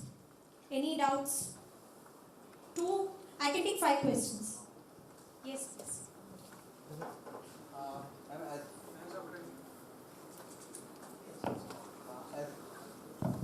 As we know, for marketing, all the data are collected, mostly collected by the observing the sales. So other than sales, how can a new marketer or established marketer also can collect data from the customer behavior or something like that? Super question. Very good question, especially when we as a marketing team constantly face this challenge, right? So the campaign marketer will not have a set of database. How does he create a database for himself so that he himself can target a set of group or chase a set of group of customers for churning out business or business development, and then nurture it to a certain extent and then give it off to the salesperson. So tools like ZoomInfo, tools like theorg.com will give you entire organizational chart company wise. So you have to first define what are the companies that you want to target, and then key in that company name, and it will give you all the CXO level for that company, geography wise, area wise, and department wise. So based on that, whatever is relevant, it will give you the phone numbers, it will give you the email IDs, and you can use that to develop your database. 4 more. The girls in the group are. He asked the same question which I want to ask, but still I want to know where I can find these types of AI. You have shown in the PPT. PPT. Since you have, in the presentation you have shown many AI tools. YouTube, Google. AI platforms. You have a lot of tutorials available on YouTube. You can go through them. Just on from YouTube. Yeah. Which AI tool? See, there are a lot of tools available here. You just Google for yourself. You will, okay, I won't say this is great, that is great. Like a PPT to video, Lumen 5 is what I would prefer and use. That doesn't mean that is the best. So every tool has its own limitation, has its own, everybody is working on it, right? So as an organization, what we are also doing is certain other platform, GenAI platform companies like, Yarnit or EdgeByte, these are companies who are very focused on developing GenAI solutions. So we are working along with them to identify use cases together and see how they can make their platforms in turn better. So each one is in that experimentation stage. You can do your Google search. LinkedIn will also give you a lot of AI recommendation, what is good for video, what is good for this thing. You can use anyone. Thank you, ma'am. 3 more. I want a girl too. What I want to know is, today's market is slowly converting into analytical thinking and strategic thinking now. So do you have any activities and methods that can help us? So we can solid our fund, we can have our fundamentals solid and get us competitive. See, my opinion is to actually practically jump into practical implementation and getting your hands dirty on projects. So the 2 years you will be exposed to a lot of these projects which you all have to do. So don't sit and just expect GPT to do your projects. That's a clear cut, red line में draw करके मैं बताती हूँ. Professors are not fools. They will know what you have done. Is it so? You should use your own brain and then expect GPT to enhance it. Don't expect GPT to do the full thing. Right? It is the same funda like your dishwasher. Okay, एकदम simple language में बता रही हूँ. Dishwasher है. Okay, you can just go and place this thing and it will do the cleaning up for you. But it will not be 100%. Somewhere your human intervention is required. वो कहीं ना कहीं दाग छोटा रहता है. That you have to clean. That you have to do that polishing. So it is the same funda. Whoever, first year, second year, whichever students, please don't depend on GPT to do all the tricks for you. You will get lot of projects.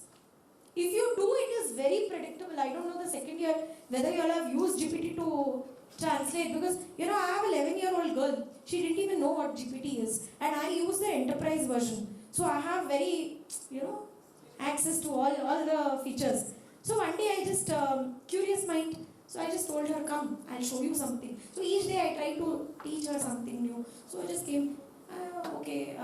So she's fond of Sudha Murthy. So she tells that, one day I want to meet her. And she's decently good in writing. So I said, Dekho, there's one tool which you can see how. So she was looking at an image. So I told her, go to DALL-E and give some prompts and it will give you images. Bas, she understood the whole thing. Seedha jaake next day I'm seeing madam is using it for one of her projects. मुझे या तो ये तो मेरे को danger हो गया एकदम, मतलब मैं तो उसको अपस्किल कर रही थी, वो मुझे कुछ और ही करने चली. So use it, but use it smartly. Don't get your brain become junk. Your creative thinking should be there. You can't completely rely on AI technologies. You have to upskill. You have to reskill. Otherwise, you'll become redundant. Use it smartly and wisely, but don't become dependent on it. That's all I have to say.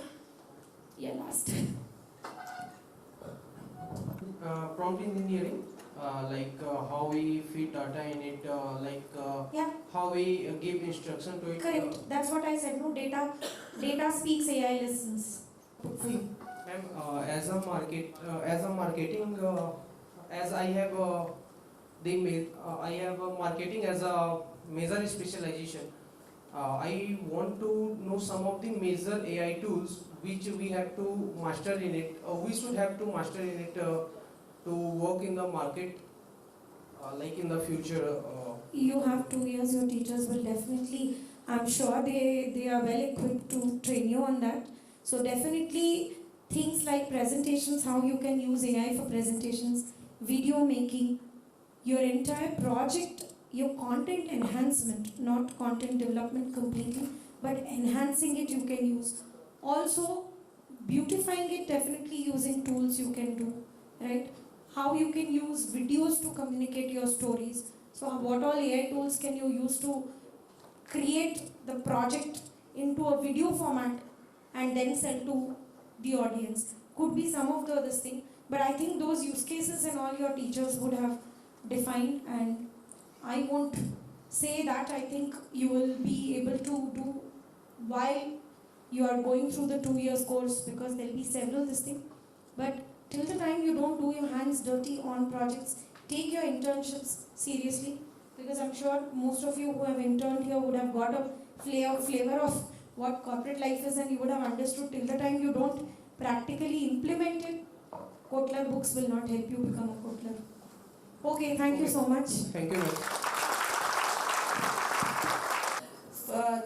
So for an eye-opening insight in the artificial intelligence arena, I request Mr. Anish and Ms. Manshi to kindly present a token of appreciation